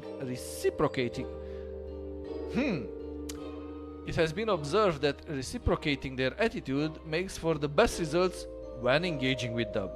So basically, if we need to reciprocate. Damn, some words are still hard. Their attitude, we should deal with the Cyclops in the inn in as a thorny manner as he deals with us. And then we have the Dampire. Once a rare sight indeed, the Dampire is the fruit of a vampire and a human that fall in love and in lust. In more recent times, on account of creatures of all realms becoming more open-minded about interspecies mating, their half-breed more and more accepted. So basically, Dampire are no longer discriminated, or at least not as much as they used to be. Sadly, instances of hate crime are still reported, usually perpetrated by the sect informally known as the Magists, staunch defenders of the importance of magical blood and lineage. Folkview. The friendly little fellas we helped relocate into the altar of Yele. Not to be confused with the mighty Yag or Yag, which are true fire elementals. The Folkview, live fire, I would still argue that it would be a better translation as living fire, are living flames that act like house spirits, inhabiting and enlivening cold and abandoned dwellings. While they are mostly considered a blessing, some think of them as pests. The only known way to get rid of Folkview is to pour apple vie, live water, on them, thus turning them to embers. If relocated to a proper resting place, such as an altar, when in ember form, the Folkview are content and will stay warm and alive forever. Huma. The Huma are earth elementals, living mounds of rock and stone. Though they are slow and ponderous in their speech and movement, they have analytically inclined minds, often leaning towards stoicism. This makes them good candidates for positions such as teachers and trainers. They are loyal and dedicated to a fault. Some say they don't understand humor because they have no concept of it. Their speech is often filled with earth-related idioms and imagery. And before Radu has time to comment, yes, based on my puns, I should be categorized, I guess, as a Huma. Yele! Now these are a big part of Romanian folklore, very present in many songs, many stories, many kids' tales, children's tales, and also one that is easily recognized by anyone who lives in the countryside. But what are the Yele? They are believed to be a rare type of forest or wind nymph that dwell in dark woods around Racus and sometimes pass through the earthly realm. They are always seen in groups, sometimes dancing, though this is a rare occurrence. A traveler through the woods of Transylvania will sometimes run into altars dedicated to them. Locals believe that lighting an eternal fire in these altars can convince the Yele to show them clues as to what they are seeking. They are gracious beings, also vengeful. Their dance called Hora is a sublime sight to behold. Whenever the Yele are witnessed, dancing fires spring up in their altars. Sherban also kindly reminded us there is BDSM at a seaside, Black Sea side location. It's a BDSM event that is called the Night of the Yele. Please do share any other details you might know about Yele as well, not just that funky little detail. While I'll inform our viewers that Hora is a very traditional Romanian dance, which is danced in a circle, and where both men and women join in and go round and round, of course with a bit of more complicated steps than just turning into one direction and keep going, but is basically the national dance. We also call it Hora Uniri, which is kind of the dance that is attributed with the unification of the different regions of Romania, and also a dance that cannot be absent from the traditional Romanian weddings and any kind of larger gathering. At one point in the countryside there needs to be a Hora, especially in Moldova. Moroi. Moroi is again a very specific Romanian folklore creature akin to a zombie. It shares some similarities with a zombie, but they are not quite your Western brain-hungry zombies. So no Plants vs. Zombies here with Moroi. And as the game describes them, they are something close to what most call a zombie, but not quite, just as I said. While the zombies lack intelligence and are mostly reduced to seeking out victims that they can feed on, the Moroi is a formerly dead creature, mostly human, who was buried without any kind of religious or spiritual service, and came back with great parts of their memory wiped clean. Ask if it isn't closer to a ghoul. I would say it's somewhere between a zombie and a ghoul. They tend to drift towards the last place that they remember from their time they were alive, and are very hard to drive away. Whatever vices they had in their former life, they come back stronger in their undead state. No, Moroi is not like a vampire. Strigoi is like a vampire. Moroi is somewhere between a zombie and a ghoul. Basically, they come back, they indulge to the extreme in their bad habits they had as living creatures, and they also tend to eat human, but the whole human, not just the brains part.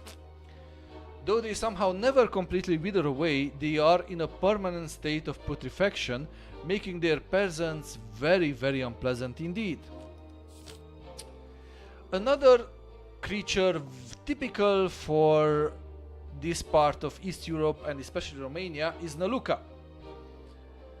Radu says a Moro is sometimes Moroi in modern fiction, or Morak in Hungarian is a type of vampire or ghost in Hungarian and Romanian folklore. I know that's what Wiki says, but this is one of the places where Wiki gets it wrong.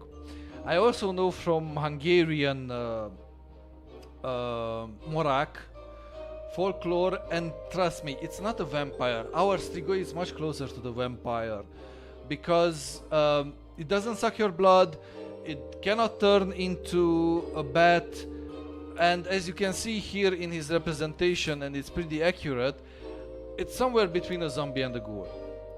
And yeah, Wiki can get it wrong sometimes. But let's get back to Naluka, which is very Romanian indeed. The Naluka is a creature vaguely defined by resembling a winged version of a wild or domestic animal. It can be a dog, it can be a cat, but it will have wings. Some think they are particularly spirited creatures who refuse to physically disappear when they pass away. They grow wings and develop abilities such as speech and high intelligence, but nothing about their origin is clear. We don't really know where they come from or if theories about them have any credibility, and they are never open to such discussions. Often wrongly associated with chimeras. They make up for their small size in sharpness of wit and are thought of being harsh, abrupt, but fair and loyal. They are often guided by their feelings rather than their rational thoughts. They don't take well to insults and will fight like demons even when outnumbered, or rather, especially when outnumbered. Naluka is kind of a ghostly apparition if we think about Romanian folklore. One that is rarely spotted, but when spotted, might follow the person who spotted them and kind of hound them, but not in a ghostly way, more like in an unclear, unresolved issues, but protective way. Nymph. Yes, we have nymphs. Those who have played Witcher know about Geralt's complicated relationship with nymphs. And they are akin to sirens, somewhat akin to sirens from Greek mythology. Nymphs are creatures inextricably associated with nature. Their origin is uncertain, but what is clear is that their physical aspect reflects the places where they dwell. They are prone to being artistically talented, so they can often be observed dancing, writing poems, painting, or putting on impromptu stage plays. The nymph's powerful connection with nature sometimes grants them powers that are out of the grasp of other creatures. This can vary from immense strength to turning into liquid at will, or the gift of seeing supernaturally far and wide. So I would say we have our very first suspect in this case, because we found some wet marks left behind by our perpetrator, and the nymphs can fit that MO. Then we have Paka.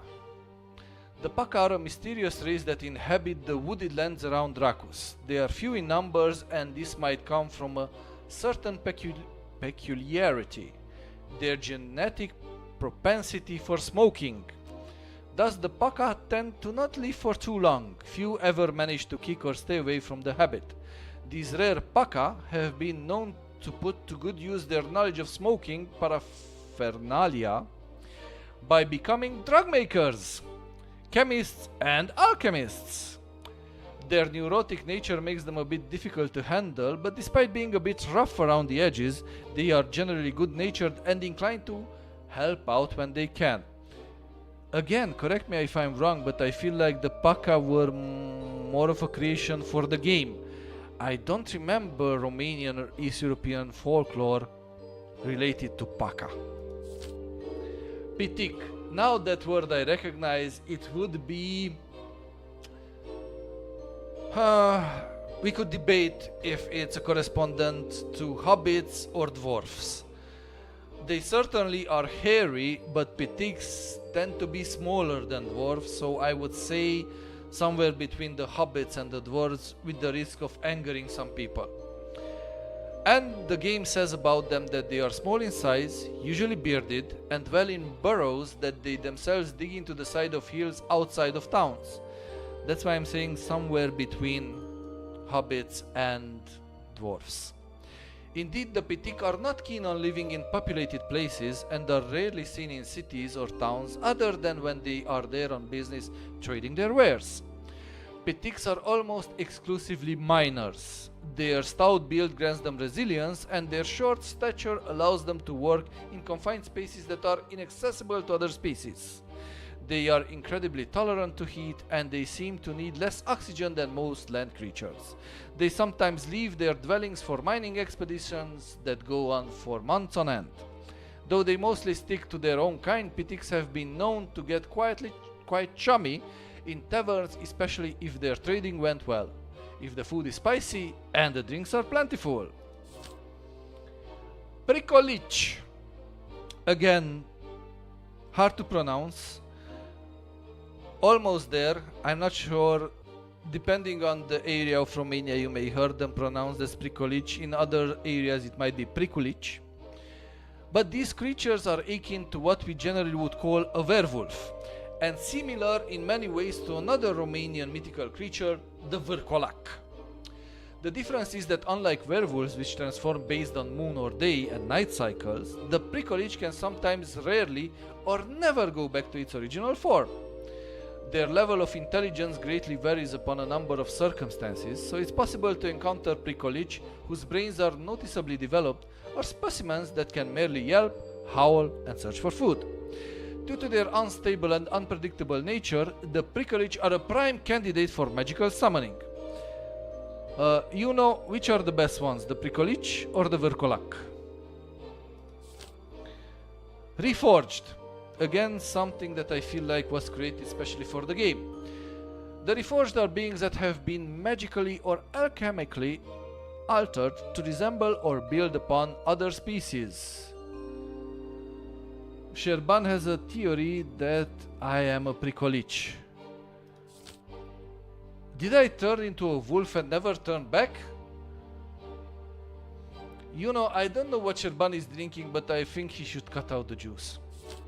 But returning to Reforged, which I don't believe it's familiar in or actually inspired by Romanian mythology, the Reforged are beings that have been magically or alchemically altered to resemble or build upon other species or even machines. Extra limbs, organs, or even industrial and mechanical implements are the characteristics by which one recognize a Reforged. The main reason for which the Reforged submit themselves to alteration seems to be an admitted desire for self-improvement, but rumors of spiritual or religious motives or even allusions to this being a form of punishment abound. It is advised to broach the subject with great care and delicacy, as it is seen as a particularly sensitive and divisive. I can see why. Radu, I find these inventions annoying. I agree. I don't know why they felt the need to, because we could have had some really interesting ones which are anchored in Romanian mythology, like the Prikolich or the Vârcolac. I don't know why they felt the need to include Reforged, which is clearly something made up for the game. I got the dog in me. Whatever that means, Sherban. And you know also Prikolich and Werewolf are the best. I feel like you have an affinity for hairy wolf-like creatures. From what I've read, it all seems to be pointing towards a Shtima. So basically, I was wrong. It wasn't a nymph. The game actually gives us the solution. And our mysterious perpetrator is a Shtima. If you remember previously in Wineshade Alley, one of the dwellers commented on us smelling of Shtima. Let's see what a Shtima is. The Shtima are a weather-dwelling amphibious race that traces its origins to the swamps far east of Rakus. They are adept of water crafting, a magical tradition that goes back countless generations. While they are proud and self-sufficient creatures, many of them suffer from an inclination to substance abuse, especially alcoholism. Coupled with the fact that they have a strong, very particular swampy odor and that they tend to leave oozing slimy tracks wherever they go, they are sadly a common target for racism and speciesism. Some resort to alchemical concoctions in order to conceal their smell, but this practice is very frowned upon by the prouder and more prominent Shtima. The Shtima too tend to have a short temper, at least in part brought on by being discriminated against. They are not good at socializing, they are oftentimes suspicious and paranoid, but once befriended they can make for an ally that shows undying loyalty. Raduciu, he ate the Chihuahua. Who ate the Chihuahua? I don't know, Radu. Please clarify who ate the Chihuahua. And then we have Yunus saying that werewolves are better than vampires, that's all. And Stima or Shtima is actually very Romanian, but here they really explained. I agree with you. The guy that has the dog in him, so you. No, I did not eat any Chihuahua. Though I have to admit I'm getting hungry, but not hungry enough to get a Chihuahua. Gotta go spread my antenna a bit. Let's see what other creatures do we have quickly. We have the Spiridouche. The Spiridouche are small-sized humanoids that congregate with other species but prefer to live in smaller communities such as hamlets and villages. Though some mistake them for pitiks, they are much thinner and less resilient and prone to be sickly. Often affected by disease, they have built up an impressive knowledge of natural remedies by exploring and harvesting what nature can offer, thus this becoming one of their main occupations.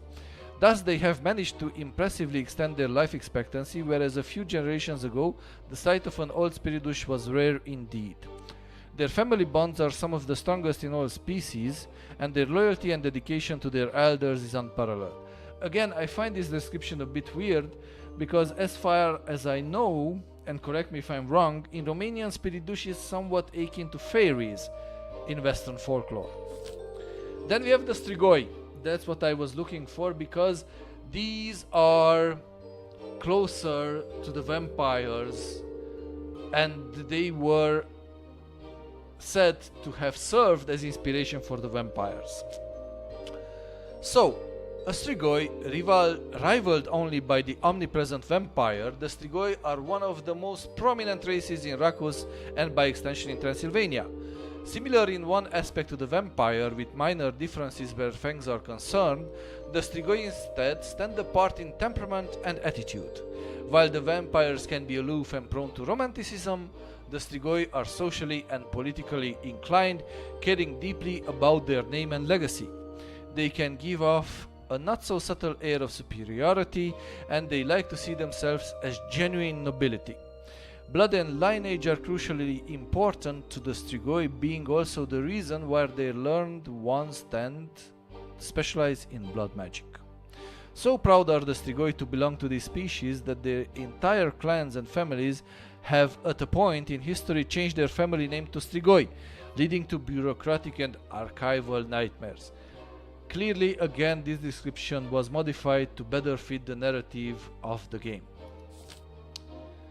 Sylphids, Undine, Vampire. Let's see the Vampire. The Vampire is the creature whose fame has penetrated most into human realm, especially in Transylvania. Some think it is because of an aggressive endeavor of other species to smear their image.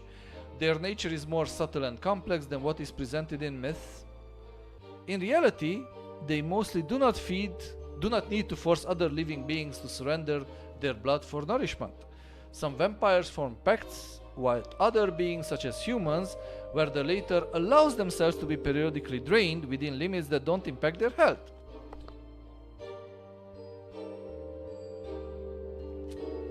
Most resort to alchemical substitutes for blood, given the great number of vampires that live in and around Romania and its parallel worlds, Racus included. Alchemy shops are always in great demand. Every once in a while, a rogue vampire that preys on other humans, especially humans and pitiks, will make its appearance. This is the reason that the ancient tradition of vampire hunters never really went away.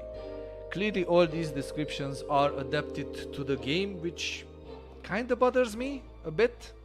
Am I too elitist for this? That I wanted Less diluted description of these creatures. Verkolak. Let's finish with Yuno's other favorite, Verkolak, not to be confused with the werewolf. A Verkolak is the offspring of two adult Prikolich that have mated. Therefore, a Verkolak was never a human. They are considered wolfkin true and true. Because of the Prikolich's wildly varying characteristics, the Verkolak tend to be either basic and animalistic, only caring about their primal instincts, or highly intelligent and inclined to studying especially the magical arts. The former variant rarely survives for long in the wild, often getting into trouble and being killed. The latter naturally drift towards libraries, schools and institutions of higher learning. It can be difficult to tell an intelligent Prikolich apart from a similarly gifted Verkolak, and even experts are known to have been fooled. I'm confused. The myths aren't meeting. I agree. The game tries too hard to be exotic and easy to get into So, once again, let's rephrase Radu's comment. The game tries too hard to be exotic and easy to get into at the same time. I agree. Verkolaks are originally from Greece, from what I know. Correct, Sherban. I do not understand its target audience. That's confusing for me as well. I guess they wanted to target younger people who are interested in this kind of stuff, but dilute it down to the point where these descriptions are almost a bit dumb. What else do we have? We have Yag, the mighty Yag or true fire elementals. Zagan. Okay, Zagan is kind of the Romanian equivalent of the mythical bird known as the phoenix. Don't throw stones at me. I'm not saying it's the Romanian phoenix. I'm saying that it's close to it. Because it is a beautiful, usually crimson feathered bird that is known to all of Romania. Fun fact, we also have a line of craft beers called Zagano, which means roughly the Zagan. But has its origins in the woods around Racus. Extremely rare, their endangered status has made them suspicious about anyone approaching them. As feeble as they are rare, they are particularly prone to all kinds of diseases. You are bound to be ignored or dismissed by a Zagan unless you are privy to the proper way of approaching them. A Zagan may consider paying attention if spoken to in a very respectful and polite manner. It is said that burning Zagan feathers in a place that is known to be inhabited by a Balaur may have the effect of summoning that awesome creature. Yeah, let's see, maybe they added the goose gun, but I don't think so. I think there, Radu, you went too deep with the goose gun. We have the Zmeu. Basically, Romanians tend to confound dragon with Balaur or Zmeu, but it's nor neither. A Zmeu is one of the rarest of all creatures, the physical aspect of Zmeu being widely debated and controversial. It has been described as either resembling a Balaur, a particularly large capcone, or a combination of both. The severe dearth of information about these creatures, I would say lack, to be much more understandable. So the severe lack of information about this creature might stem from the unlikeliness of surviving an encounter with it. I agree. Bao Bao? No Bao Bao yet.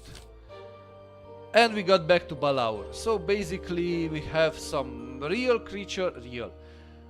some creatures inspired by real mythology, and we have some additions. But we definitely know who we are looking for. Now we have a suspect, and I feel like we wasted a bit of time explaining this kind of mythological creatures, but I feel like you were engaged in it, and I hope you don't regret it. So, we need to find out more about Shtima in the Institute. I think I'll come back when... Let's see who can give us some clues about Shtima. Tudor, can it be you? Tudor, good to... Oh, Illy, hey! Time you will never get back. Yeah, Radu, but you interacted with us, you put questions, you expressed your opinion, so I don't think it was that painful. The incursion is fun, thanks Yuno. Let's be polite and ask Tudor how he is before we cut to the brass tacks. How's things, dude? Just sitting here waiting for the groundskeeper. He's taking his sweet time. You? Keeping busy. Always looking for trouble. A woman of action. You know it. Tudor, do you know of any Stima around? They're a pretty rare sight. You know, they're not well liked in general. It's the smell. Then again, I don't have my finger on the pulse of this place. Damn it. Wait. You know my friend Kodrin? I don't think I do. Oh, he's like the heart and soul of the Institute. That kid knows almost everything that goes on around here. Think he could help? It's possible. See if he's not in the common room, up in the north wing. I remember he was there on the couch. That's where he usually hangs out. He's kinda short and bulky, very jovial, always in his cool purple jacket. Nice, thanks for the tip, dude. Happy to oblige. Gotta run. I'm sure we'll bump into each other later. Oh, definitely. I'll hang around here for a while. Later. Awkwardly long goodbyes. But let's go to the common room and talk to Kodrin. No. Don't tell me. Ilinka Vraja, correct? Oh, our fame once again precedes us. Yes. Kodrin? Your reputation precedes you. My reputation as a gossip George, right? It's all right. Don't look so embarrassed. I'm rather proud of my niche of expertise. I wonder if that type of personality reminds me of someone. What can this lowly tittle-tattle do for you? You're good friends with Tudor, right? Best friends. And don't tell him I said this. I think he's taken a liking to you, which makes you and me friends too. No, really. I wouldn't have guessed that Tudor has a crush on Ili. Oh, you seem like a good dude. An informed dude, rather. That's a friend worth having. Anyway, just be easy on Tudor these days. He's going through some crap. His dad? Yes, it's complicated. One of the very few boiling pots I'm not sticking my cute little snout in. I understand. I'm curious about your sources, if it— Oh, you are? Well, people in the Institute love to talk. I love to listen. Easy. Innkeepers, too. Haralam is an old stick in the mud, but once he lets loose, let me tell you, rumors just come bubbling out of him. And there's the nice lady keeping the bar over at the Dying Flutter. I'm not wanting for sources. I'm, as you'd say, in a lot of places all at the same time. So, you do it for— Profits are fun, right? That they are. Let's see if he knows anything about Stima. Do you know of any Stima attending this year? I think I'm trying to track one down. Have they been, integrating with the rest of the students? It's a delicate issue. It's thanks to some kind of ointment that kills their, odor. Shit. That doesn't help me. I'm looking for a pretty stinky one. And slimy, too. Oh. Well, that makes it easy, actually. Does he drink a lot? No idea. You have someone in mind? I do. Ostracod's the name. I don't judge, but he reeks to high heavens. That's just how they are. Water creatures, you know. What's worse is he drinks like a fish. No, but I don't recall ever seeing him sober. You think he could be it? How common are Stima around here? Maybe is it just me, and again probably Radu will say it's just me, that I feel like compared to Expedition 33 Clair Obscur, where the dialogue was very human, here I feel like it's a bit forced, it feels scripted, it feels a bit unnatural. Outside the few I've mentioned? Not common at all, so it's possible he's your man. Most students stay away from him, which probably adds to his drinking problem. If he's not in school, he's most likely boozing it up somewhere in Rakus. He's greenish, like me, but with a lot of warts and a bigger mop of red hair. Dude, you've helped me so much. What'll it cost me? Forget it. A friend of Tudor's is a friend of mine. Just be careful talking to Ostracod. I hear he's unpredictable. I will. Catch you soon. All right. Don't get me wrong, I still dig the atmosphere of of the game, and I want to support very, very much Stuck in the Attic, because I know how hard they worked on this and what a small team they are and how ambitious they were, but I still feel the need to be fair and mention some of the things and aspects of the game that are bugging me.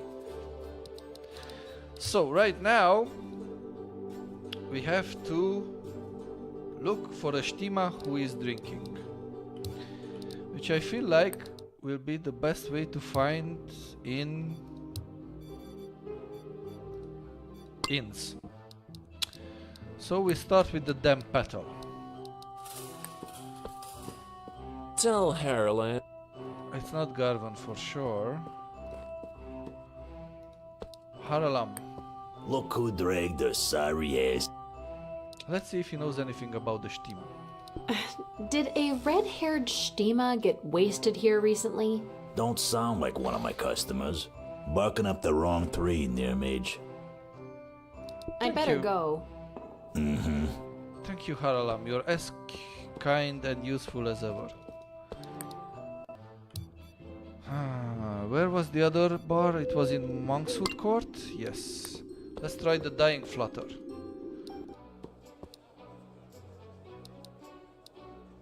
We have a Tipsy Prickledge. Never drink with a prickledge. Okay. Got a problem? 99, and you one of them. I am looking for a red-haired Stima that should be a regular here. You mean that guy over there at the table? Yes, he is a regular indeed. Probably too much for his own sake, if you ask me. I'd better go. Stay safe. We'll try to. And let's see, it's here. Ostrakod. We have found our Stima. Ostrakod? What? It's about these, tracks you might have left? Tracks? Yes, human girl, I am slimy and I leave tracks. Yes, human girl, I'm stinky and I drive you all away. Again, not the best dialogue. And I drink, and I don't give a shit about any of you. Now leave me be. So, chat, it's time to shine. What do you think I should choose? Should I try to appease him or be tough and confront him? While you think about the answer, I'm gonna take another sip of water and be right back.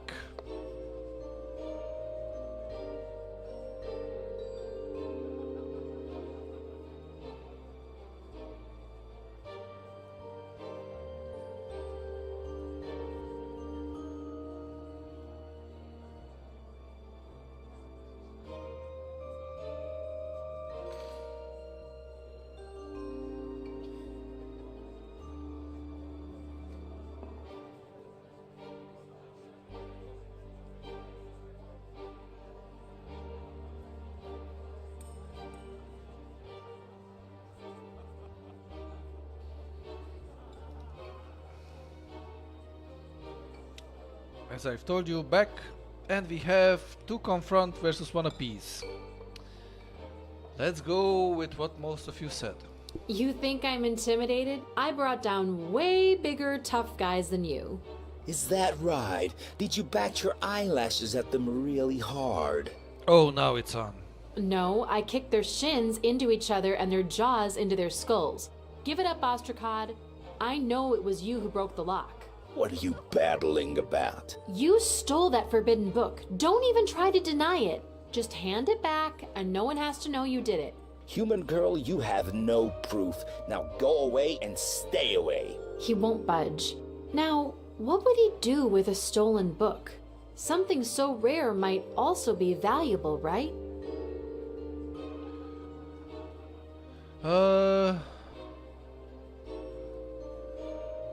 I'm closing the stream today when I drink water, not because I'm doing it in a disgusting way as Radu is suggesting it, rather than I forgot my mug in the other room and I don't want to plague you even more with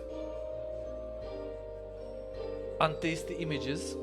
And I don't want you to see me drink out of the bottle. I should find out if he tried to fence it off somewhere. Where could he have fenced up a rare book? I wonder. I guess it's time to go to the shopping district and talk to Visarion.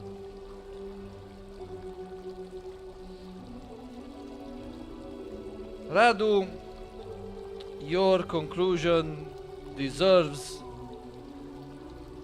a reaction equal to it.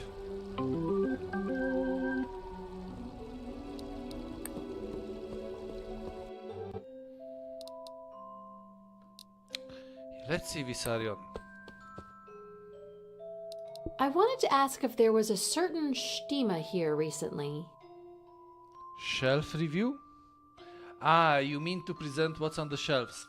Yeah, actually that's a material that's in the works. It will be present both as an upload on Discord and a highlighted video on YouTube, where I will go through everything you can see around me and in the background.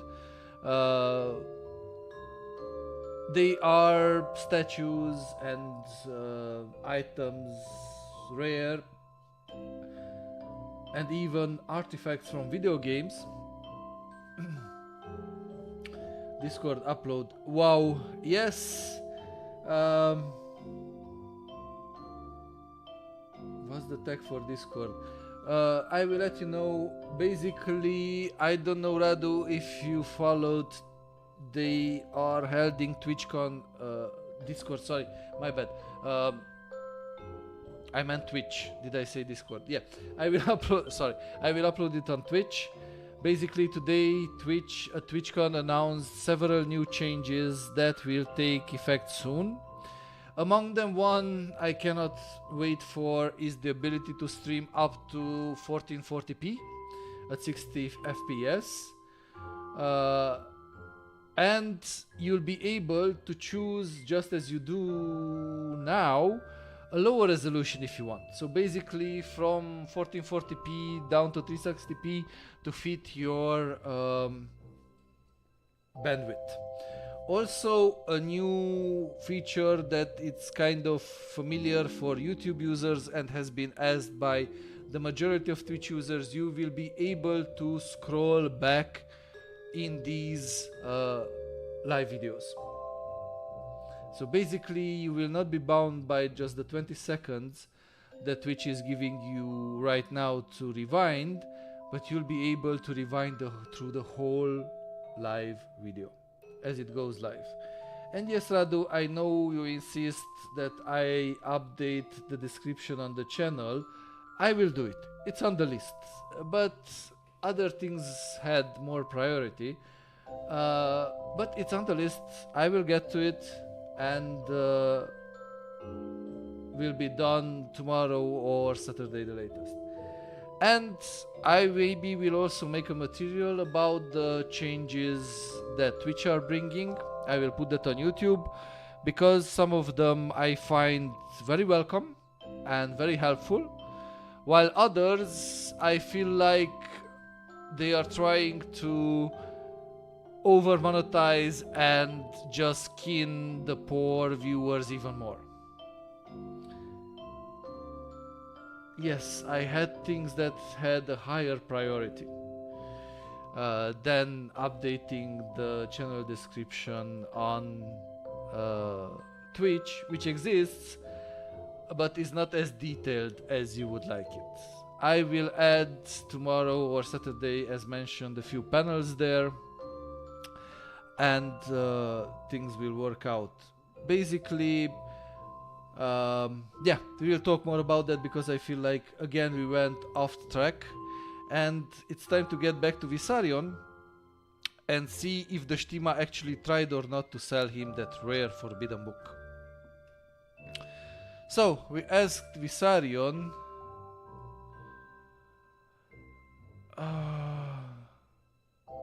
No, I did not give this any link to this stream on Facebook for two reasons. My own Facebook is my own Facebook. It doesn't have to do anything with what I'm doing as a streamer. And secondly, there is a page a Facebook page for this stream, Mr.Jay's Emporium, this channel, but it's not populated yet, and I invited no one to like it yet. Because first I want to have some materials there that I can be proud of and not just invite people, get them disappointed and hurt my engagement. So yeah, I know you are there. You and you know. And when other people will be invited, I will be more active on there as well. Again, let's get back to the game. Because I feel like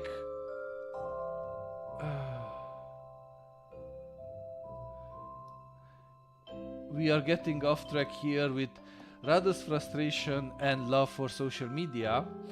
And I really want to get back to Visarion. I really want to find out if he tried to sell the book or not.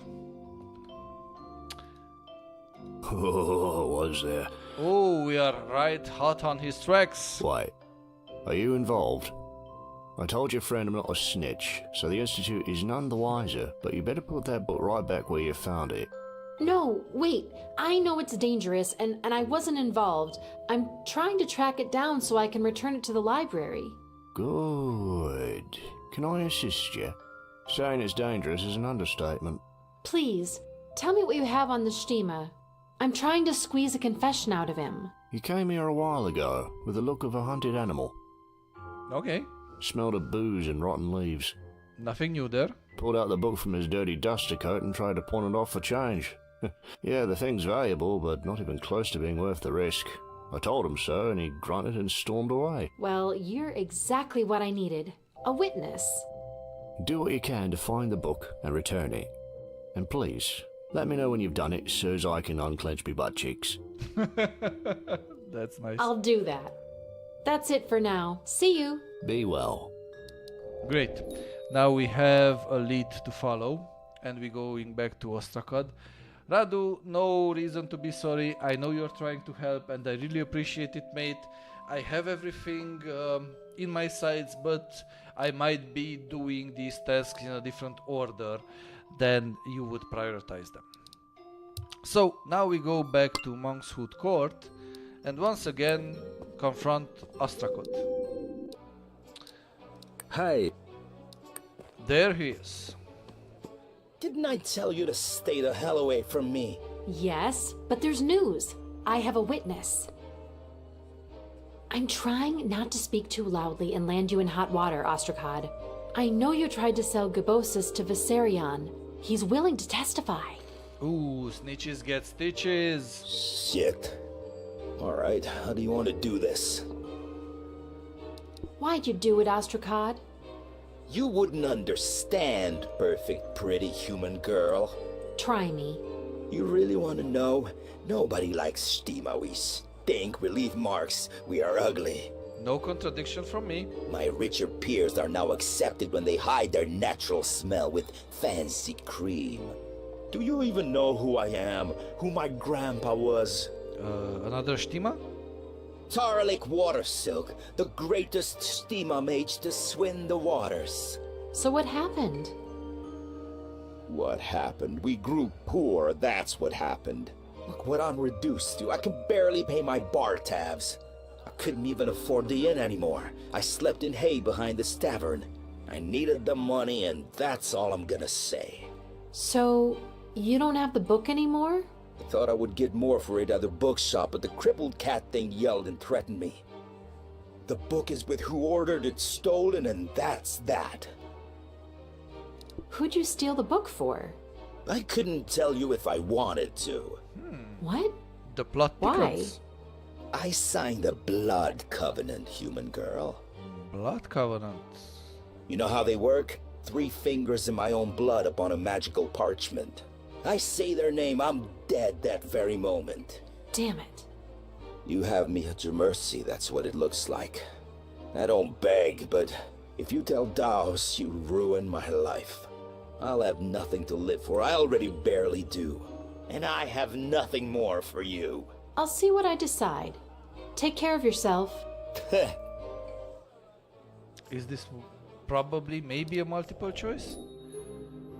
Do we have a multiple choice here? Apparently not. Or not yet. We have to talk to Corvinus again. Mr. Corvinus, I have good news and bad. I'm all ears. Tell me. I found the perp, a Stima kid named Ostrakad. Never heard of him. Bad news is, he doesn't have the book. He'd stolen it for someone else, and he signed a blood covenant, so it would literally kill him to reveal who he did it for. Ah, I see. Someone powerful as all hell. Ostrakad asked me not to tell Daus about this whole thing. What do you think? I cannot be objective, miss. I have no interest in any of this transpiring, especially to Professor Daus. But it is entirely up to you and what your conscience dictates. It doesn't bring back the book either way. I'm curious, chat, what you would do. What's your perspective? Would you rat him out? Would you protect him? Also, do tell me shortly why you would choose one or the other. I'm feeling like you might have different perspectives. And again, as I said, I'm curious. While you're typing,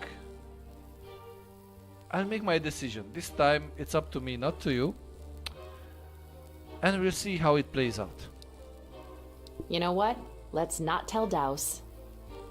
It won't bring the book back. It would ruin Ostrakad's life. And maybe my life a bit too. You are a very considerate young woman. I truly appreciate it. This Ostrakad, too, could benefit from a bit of kindness and forgiveness. I guess we'll see. Thank you for all the help, miss. I will not forget this. All in a day's work, Mr. Corvinus. Really? That was a bit underwhelming. So basically we finished the quest, but we didn't find the book. And we didn't find who asked to commit the robbery. And now we have again a vague instruction about find out what the news is in Rakus. Where could we find that out? Let's go to... Welcome, welcome. Buy something for...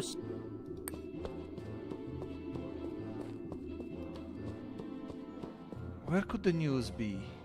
Maybe in an inn? It looks pretty cool. Let's enter the damn battle.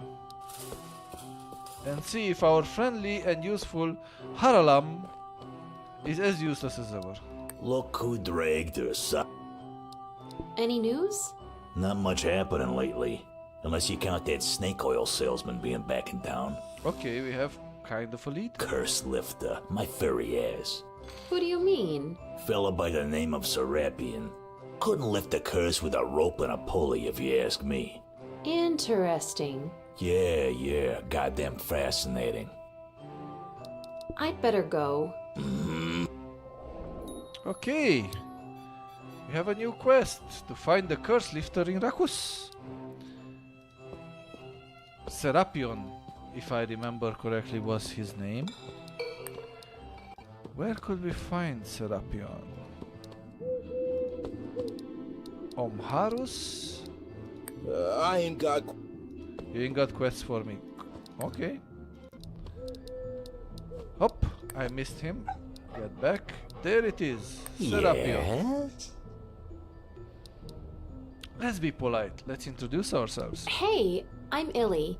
New around here. Oh, I know you are. You'd know me if you weren't. Everyone does. I am Serapion, humbly at your service. What is it that you do, if you don't mind me asking? I am, as they call it, a curse lifter extraordinaire.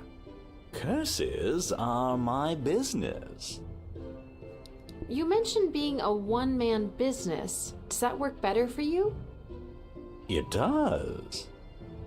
I did used to have an apprentice, though. Poor Whipple. Whipple.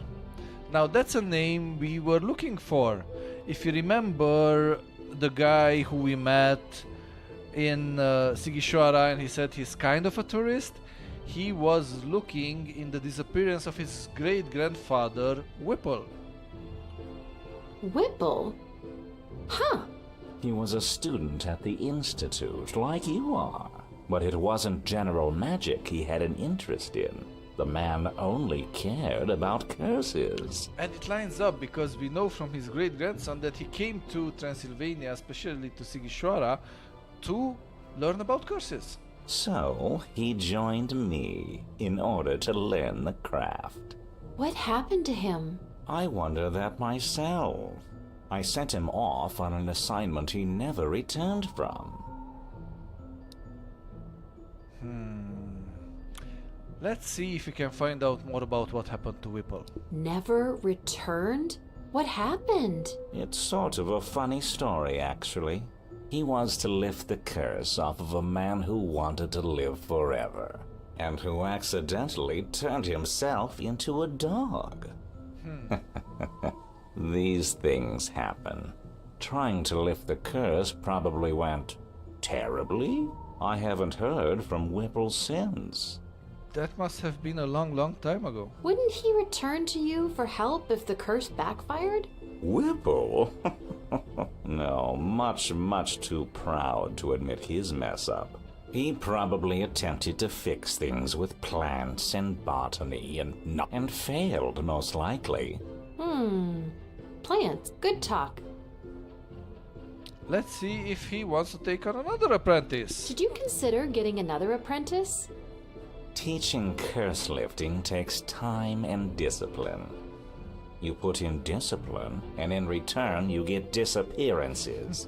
I'll just keep lifting curses by myself for now. Thanks for the talk. Anytime, Miss. Okay.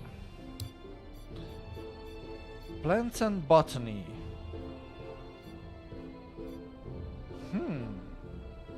Could it be that the store owner of the wine chain passage knows something? Let's see.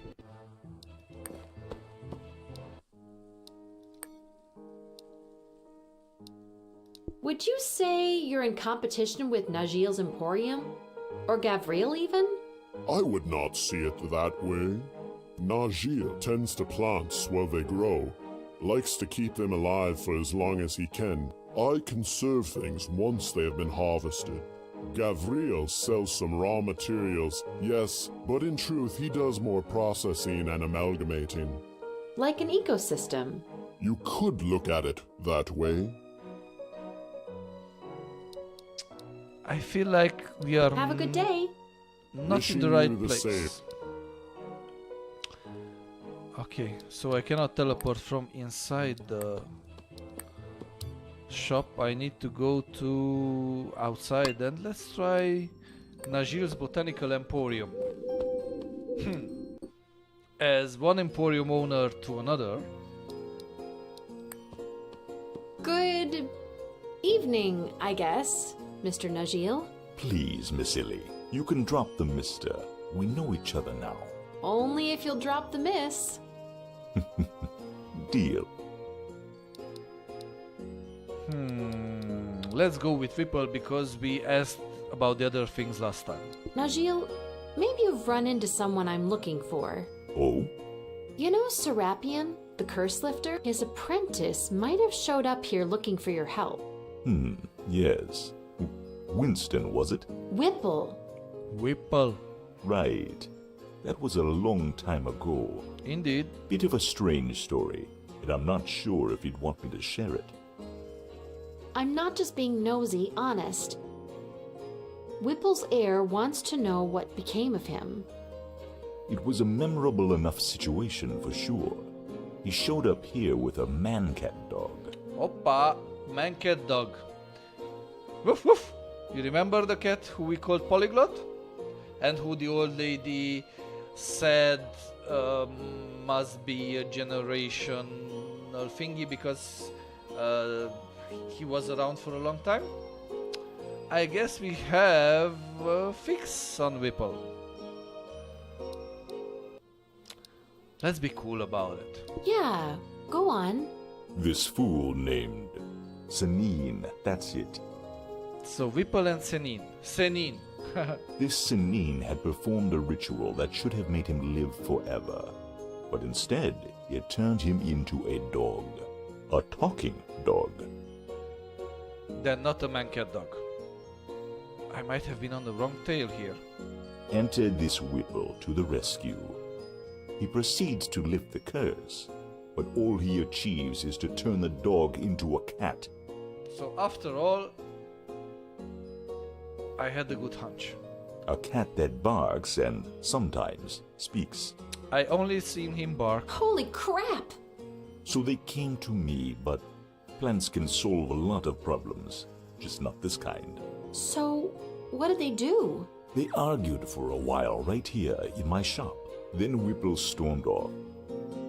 As a kind reminder, if you're new to the channel or new to the stream, feel free to say hi, feel free to lurk around, fine either way. And if you have any question about Romania, Transylvania, or this game in particular, I'm here to try to answer them to the best of my abilities. And let's unravel together the mystery of the man-cat dog. Where to? I do not know. Senine, as I recall, was so ashamed that he vowed to leave Rakus and just live as a cat in Sigishwara. An immortal talking dog cat person. I'm not sure about the immortal part, Illy. That's where my knowledge of the matter ends, I'm afraid. You've been wonderfully helpful. Thanks a million.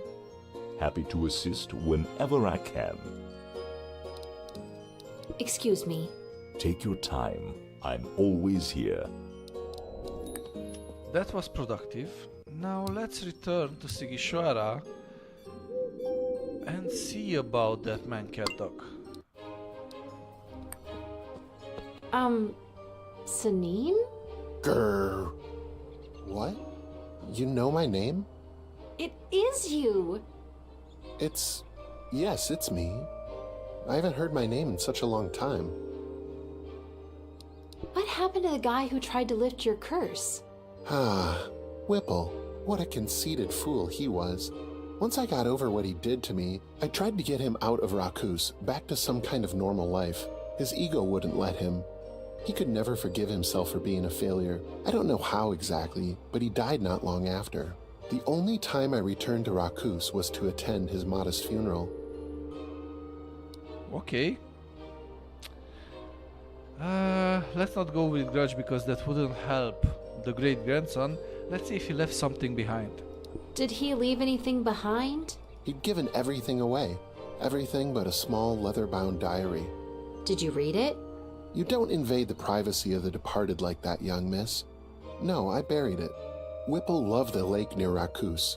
That's where I hid it, under a shallow coat of earth next to the shore. If it's still there, I'd like to give it to his heir, Zane. I don't think he would mind. Thanks. Are you still mad at him? Oh, so we actually ask him automatically about his feelings.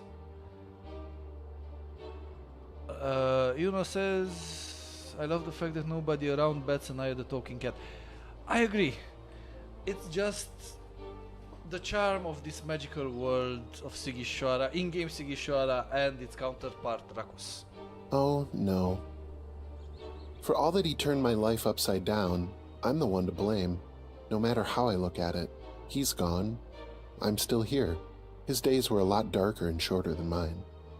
I understand. Let's ask him about himself, because being here for such a long time and still being a cat who was previously a dog, who was previously a human, must be rough. It's been a while since you've been transformed, right? Are you okay? Yes, actually I am.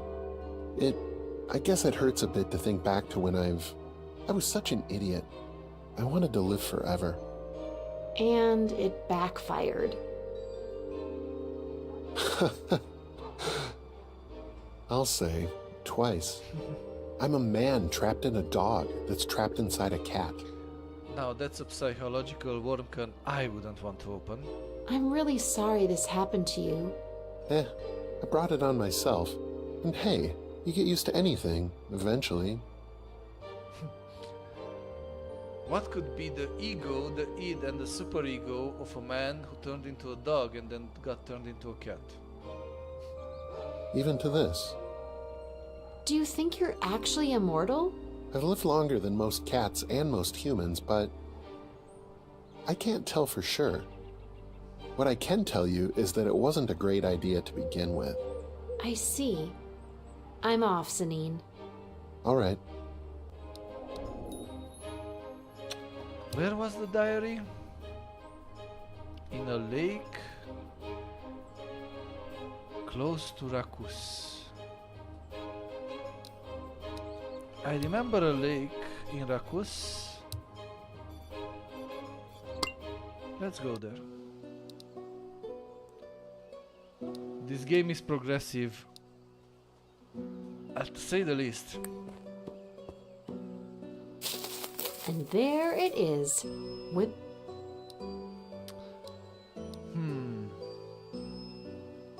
I think we should respect his privacy and let Zane read the diary. I'm not gonna read this. That's just for Whipple and Zane. I agree.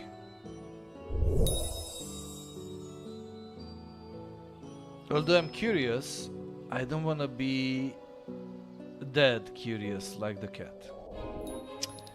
Oh, and it teleported us back directly to Zane, saved us a couple of clicks. Zane, I have something for you on the condition that you don't ask where I got it. Okay. Promise. What the? What? Whipple? What the hell is this? This is incredible! I won't ask where you got this. Thank you so much, Illy. You have no idea how much this means to me. Don't mention it, dude. Another good deed for the day. I can only hope there wasn't a Steam achievement for reading the diary. Oh well. We have to return to Rakus.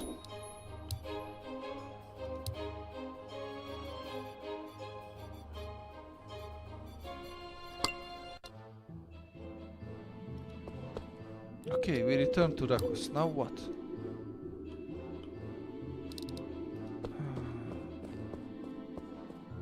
Come on. Can I get at least get a flying thingy to announce me? Yes! Here comes our Midskin, announcing that probably we have another course waiting for us. A Midskin! A new class is available. I'd better hurry. Let's take our third class. Yuno says that she loved the gaming and all the yapping, and I expect that means she is going to call it a night. It's strange that me and... okay, sorry. I didn't see the messages, it didn't appear in the multi-stream, only on YouTube. Yuno says me and Sherban are gonna head out, but it was lovely hanging around. Love the game and all the yapping. Thank you, Yuno and Sherban. The feeling is mutual. Thanks again for tuning in. See you soon and have a good night, both of you. We crack on with the stream. We try to make as much of a heading with the story as we can, and we'll see where it lands us.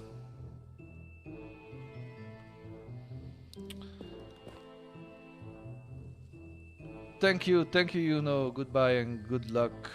Good night to you too. Let's go back for the Transylvanian Institute and talk to kid. Ostrakod, and we got an achievement because we didn't turn him in. So good deeds get not just punished, but sometimes repaid in kind. I like that. Thanks for not ratting on me. No worries. You're a decent person, especially for a human. Thank you, Ostrakod. I appreciate it. Sorry I can't help you with the info you need. I enjoy breathing, you know. Yeah, I know. Maybe we will find out there on Twitch. Do let me know if the bee is disconnected again, because I just got an announcement from Streamlabs that it disconnected and reconnected. And I'm curious if it's happened on YouTube as well.